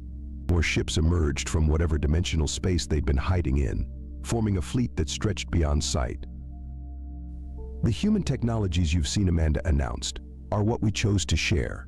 This is what we chose to hide, not out of fear or malice, but out of hope that when this day came, you would stand with us as equals, not bow to us as superiors. The chamber exploded in a cacophony of voices, but Council Speaker Brightstar's voice cut through them all. And if we choose not to stand with you, then we will stand alone, as we have before, Amanda replied quietly. And we will do our best to protect you anyway, as we always have. I looked around the chamber, seeing the shock, fear, wonder, and gradually, understanding dawn on thousands of faces. The humans had hidden their true nature not out of deception, but out of wisdom. They had guided us not through force, but through patience. And now, as the greatest threat any of us had ever faced approached, they weren't demanding our allegiance. They were asking for it. Well, I said, my scales shifting to a determined blue. I don't know about the rest of you, but I'm rather looking forward to seeing what humans can do when they're not pretending to be primitive. Amanda grinned. Oh, Professor Valérien, you have no idea how long we've waited to show you 3 months after the revelation that turned galactic society upside down. I sat in my new office aboard the human flagship Prometheus, watching stars streak by at speeds I previously thought impossible. Still adjusting to the artificial gravity, Amanda asked, entering with 2 cups of what humans called coffee. A drink that, like their species, was far more potent than it appeared. Still adjusting to everything, I admitted, accepting the cup. Do you know the Galactic University had to rewrite their entire history curriculum? Professor Nexel nearly had a nervous breakdown. How's Director Thal handling her new role? I snorted, nearly spilling my coffee. Being appointed as the Council's liaison to the Human Defense Initiative, she's in bureaucratic heaven. Turns out organizing a galaxy-wide preparation for an alien threat requires mountains of paperwork. Who knew? Amanda settled into a chair that automatically adjusted to her form. More of that casual human technology that they had kept hidden for millennia. And you, having any regrets about accepting the position of Chief Historical Advisor? Are you kidding? My antennae wiggled with excitement. Every day I learned something new about how humans shaped our history. Though I'm still not over the fact that the great temple of Axiom 7 was built because some human archaeologist got drunk and left their tools behind. In their defense, it was really good wine. You're joking again. Please tell me you're joking. That familiar human smile was all the answer I got. The ship's viewport showed our destination approaching. A massive space station unlike anything the galaxy had seen before, at least officially. Its spiral arms stretched out like a welcoming embrace, housing representatives from every known species. Unity Station, Amanda said proudly. The first of many. A place where we can all work together, Learn from each other openly now. No more pretending to be primitive, I teased. Well, maybe a little pretending. Some of our scientists really enjoy the look on people's faces when they act surprised by basic quantum mechanics. The station grew larger in our view, its true nature now clear to all. Not just a defensive installation against the approaching devourers, but a symbol of a new age, one where humanity no longer hid in the shadows of history.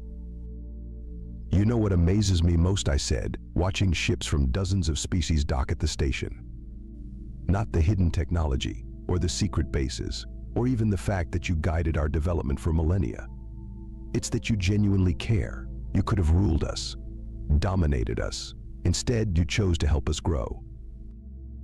We learned that lesson the hard way, Amanda replied, her voice turning serious. Power without wisdom is like a ship without navigation. You might be moving fast, but you have no idea where you're going. A notification chimed on my desk. Another discovery by one of our joint research teams, probably. Every day brought new revelations as humans slowly shared more of their archived knowledge. The devourers will be here within a year, Amanda said quietly. Are you worried? I considered the question, watching the bustling activity around Unity Station. Ships of all species working together, sharing knowledge openly now that the barriers of pretense had fallen. Oddly, no, I replied. Perhaps because I've seen how long humans have been preparing for this. How carefully you've guided us all to this point. Though I do have one question that's been bothering me. Just one. What's Plan N?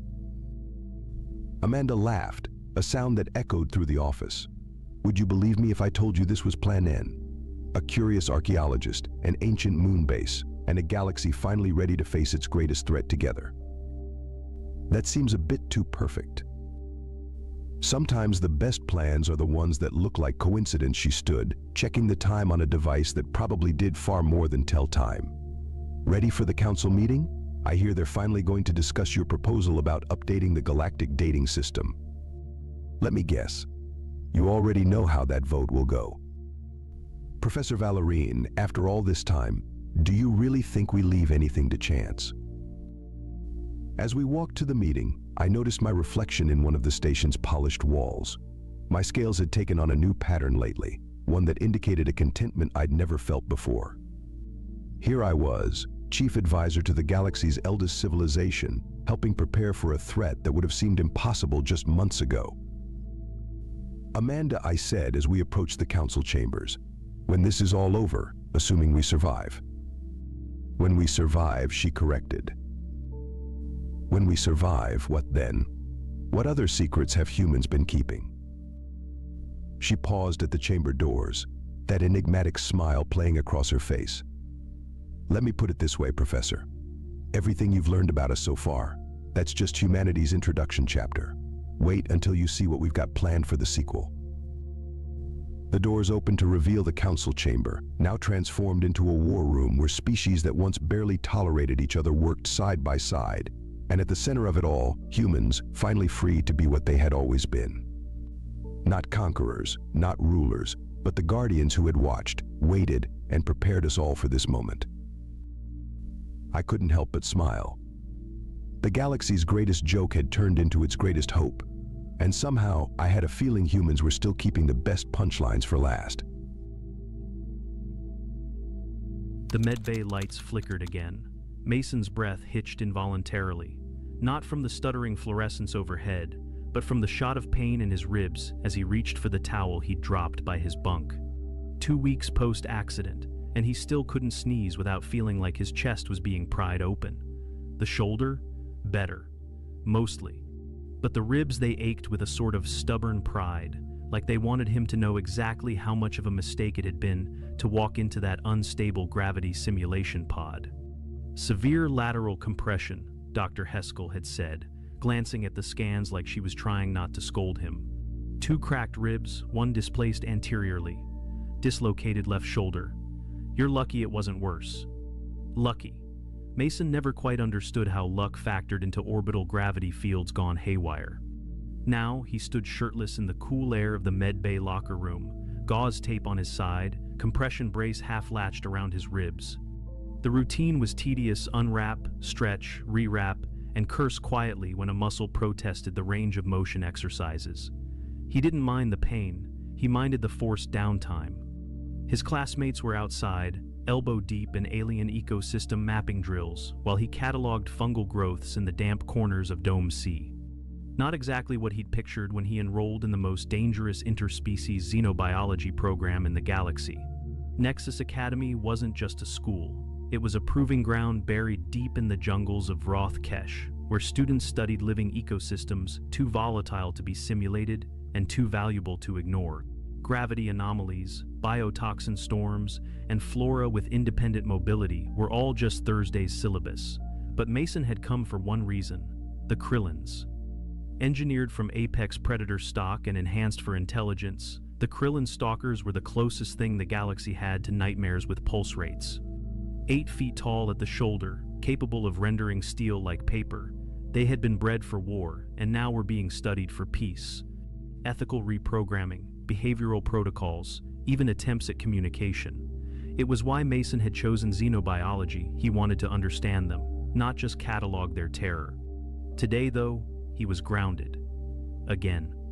A short assignment: scan atmospheric moisture levels near the secondary hatchery, retrieve a med scanner he'd left behind yesterday, and return before the late afternoon drills began. He pulled on his uniform top with a wince and pressed his clearance badge to the exit console. The door hissed open, and the station's clean, metallic corridors greeted him with their usual sterile calm. 15 minutes later, calm was the last thing left. The sirens began low, an eerie hum that grew sharp and ragged, echoing through the dome with digital urgency. Mason froze mid-step as the red strobe lights flashed to life along the walls. Security breach detected. All students report to evacuation zones. Level 4, protocol in effect. Level 4? That wasn't a drill. Level 4 meant predator breach. Mason turned back toward the main corridor, but the bulkhead door slammed shut ahead of him. Then, another, sealed behind him. A full lockdown. 1,000 possible causes raced through his mind, but only one froze his chest. The Krillin enclosures were adjacent to the secondary hatchery. He looked down at the small corridor screen just as a grainy image blinked to life. Blurred movement, long limbs, black eyes, a tail swaying low and slow like a metronome of death. The stalker was loose. The voice of Overseer Haltran crackled over the intercom. Containment failure in Sector 9. All personnel accounted for except one. Mason Wilder is unconfirmed. Great. Not even famous yet, and already the subject of an academy-wide manhunt. He considered yelling into the comm panel, but no one could hear him with lockdown engaged. The hatchery was the only direction open to him. With no other path, Mason limped toward it, holding his side as another ripple of pain reminded him how much his body still hated stairs. The hatchery dome, a synthetic ecosystem designed for juvenile fauna acclimation, was eerily quiet. No buzz of drones, no chirps from the habitat, just the high-pitched whine of a damaged ventilation fan. Mason moved fast, careful not to jar his shoulder, and ducked into the med closet near the entrance. His scanner was right where he'd left it, half buried under a stack of hydro blankets. He just shoved it into his satchel when a soft, pitiful whine stopped him cold. Not a mechanical sound. Alive? He turned toward the habitat cages at the far end of the dome. 2 small shapes huddled under a heat lamp that was barely flickering. Not just any fauna. Krillin cubs. They were half-sized, barely the height of his knee, but already carried the unmistakable features: angled limbs, scaled hides, and those black, intelligent eyes. Both were hurt. One's hind leg was twisted unnaturally, blood trickling from a tear at the joint. The other breathed shallowly, its side rising unevenly. Mason glanced around the dome. No sign of their containment keeper. No guards, no equipment bots. His stomach turned. If the mother had escaped and these were her cubs, it meant someone had moved them here deliberately. Then the lockdown made sense. Someone had known. Mason stepped toward the cubs, slow, non-threatening. They bared tiny fangs, hissed weakly. "Hey, hey," he whispered. "Easy. I'm not gonna hurt you." He kneeled, biting back a grunt as his ribs stabbed pain into his lungs, and pulled his satchel forward. The portable med scanner buzzed to life. The one with the leg injury had a clean fracture. The other was running a dangerously high fever. He found the emergency field bandages in a nearby case and used two to fashion a brace. His hands shook from the strain of bending, but he worked through it. He cleaned the cuts, applied gel patches, then used the nutrient packs he'd brought to coax them into drinking. One refused. The other, after sniffing at his bloodied glove, licked at the nutrient gel in weak pulses. He overturned two empty crates and propped up thermal blankets, making a shallow tent near the ventilation duct. It wasn't much, but it shielded them from the electrical smoke creeping in from the hallway fire suppression faults. Then Mason sat, holding his side, back against the console, and waited. He didn't have to wait long. It was late cycle. The dome's exterior shields were dimming, mimicking twilight. The sudden silence, the kind that only comes before something very bad settled, like a shroud. The door on the far side of the dome shuddered, metal groaned. Then, a shriek of tearing alloy, and the Krillin stalker entered. It stood still at first, the flickering red light casting monstrous shadows across its body. Scars lined its torso. One eye was cloudy. Its breathing was measured, but the dome's air trembled with each inhale. Mason didn't move, didn't speak. He wasn't stupid. Running was pointless. The cubs whimpered. The stalker's head turned. Those black eyes locked on him. A low, chest-deep growl rumbled from its throat. It took a step forward. Its tail flicked once, twice. It saw the cubs. Then, something strange happened. The growl halted.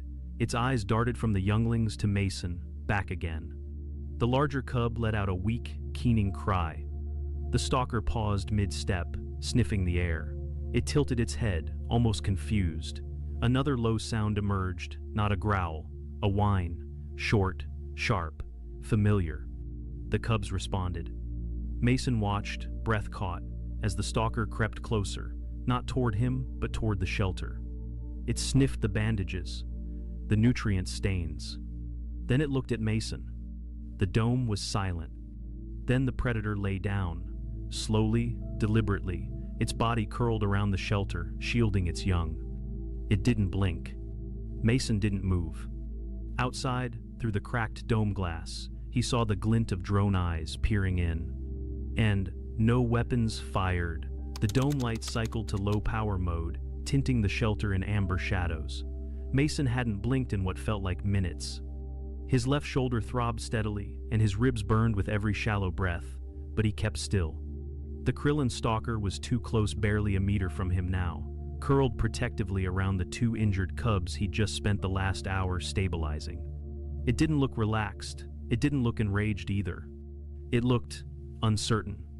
Mason knew better than to assume peace. Krillins weren't predictable, and even if this one had recognized his care for the cubs, there was no guarantee it wouldn't change its mind if he shifted the wrong way.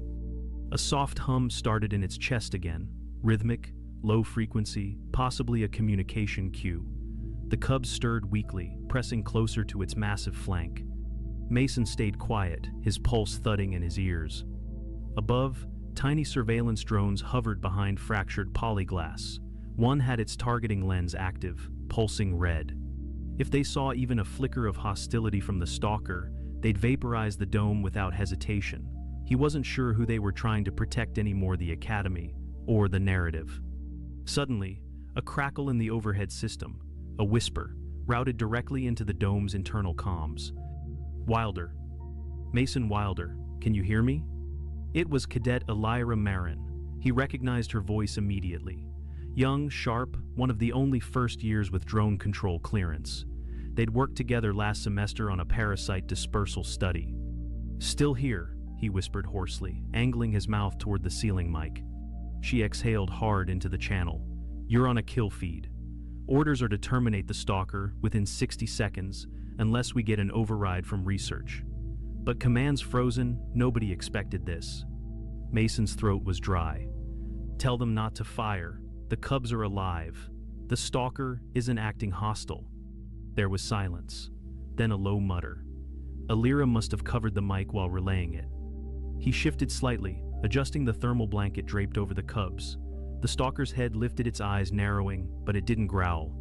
Instead, it released another of those throaty hums, more like a purr now than a threat. One of the cubs weakly nosed at Mason's boot. "I think," he began slowly, "I think it recognizes the care response. Maybe a trigger protocol? Something embedded in their neural interface?" The line crackled again. "Override granted for now. They're holding the shot. Don't give them a reason to change that. And Mason, keep that mic open. Don't go quiet." He nodded instinctively, forgetting for a second that no one could see him. "Copy." He adjusted his posture, slowly, minimizing strain.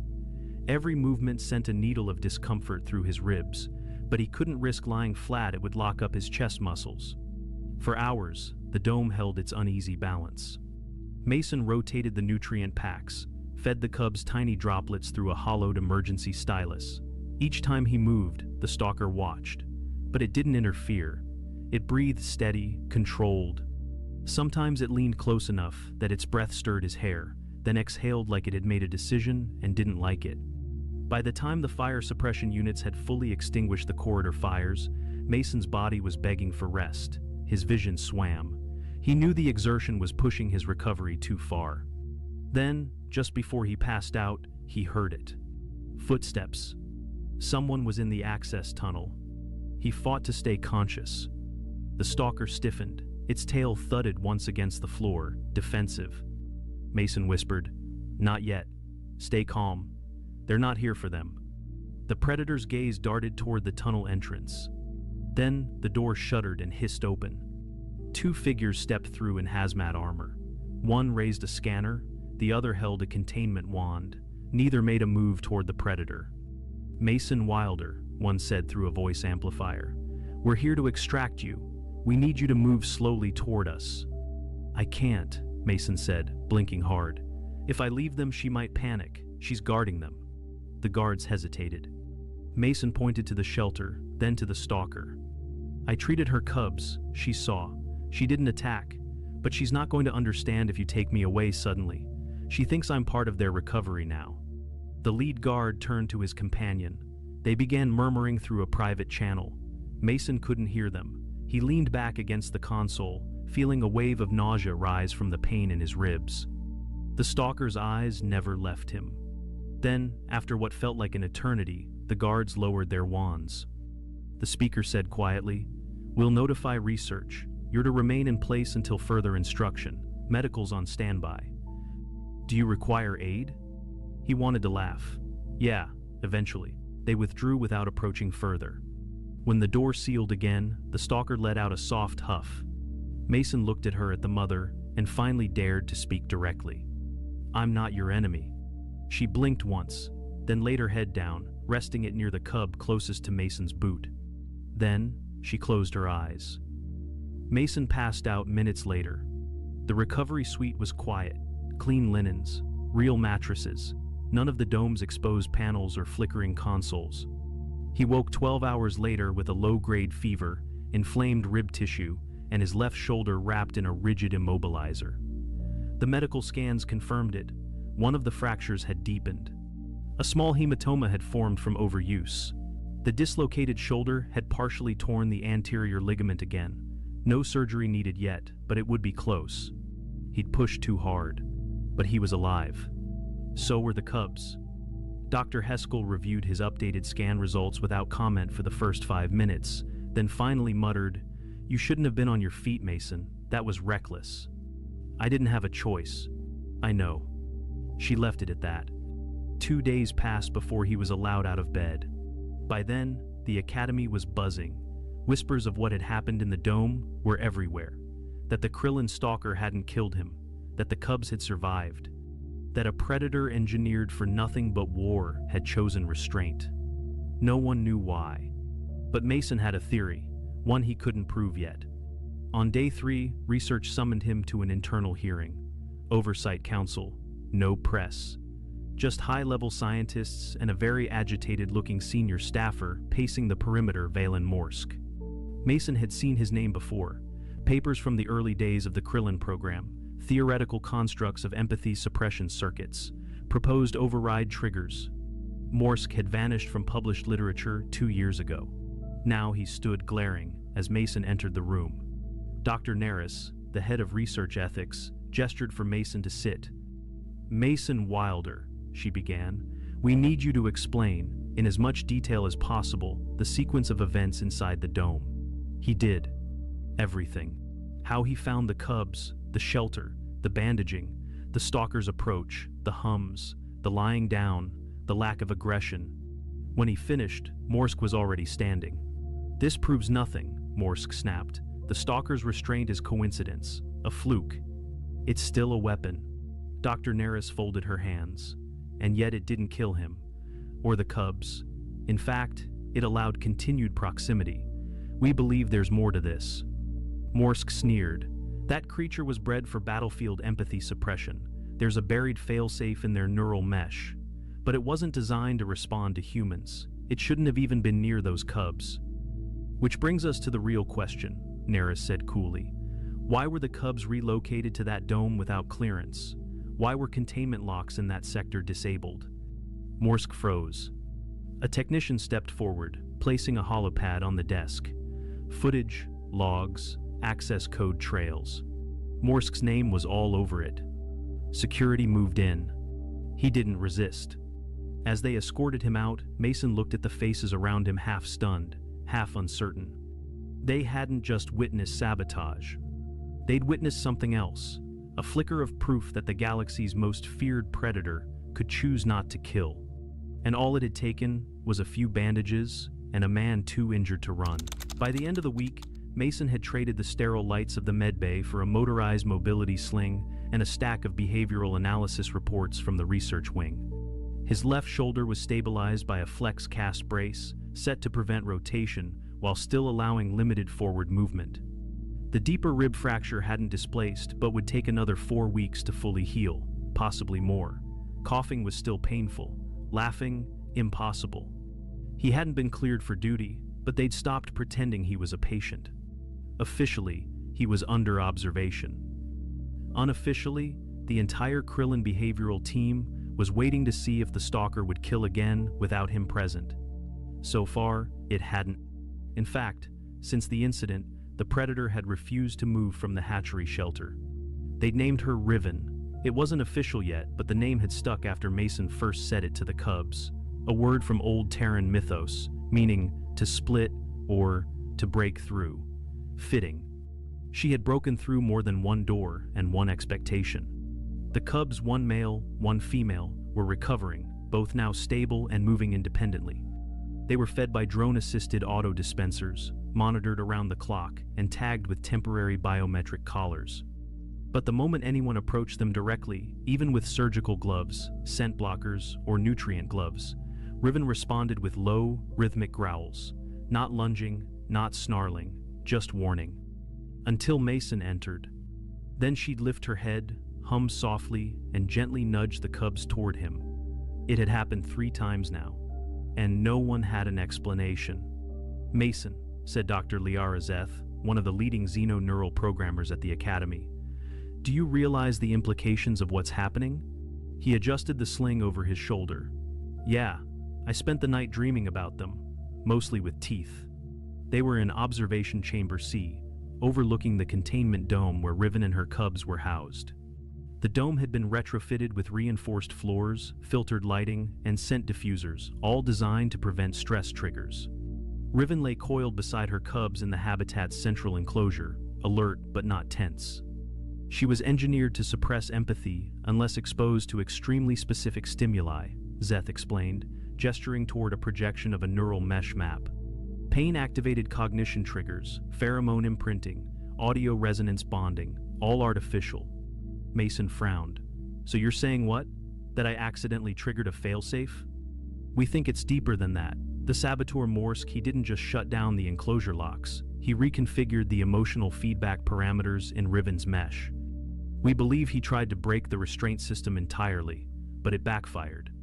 Mason sat forward, carefully. "You mean the opposite happened?" Zeth nodded. "Instead of removing limits, it activated a dormant protocol, one that recognized your actions as familial protection. That triggered a full override. And now, Mason said, looking down at the dome, she sees me as... what? A caretaker? Not quite.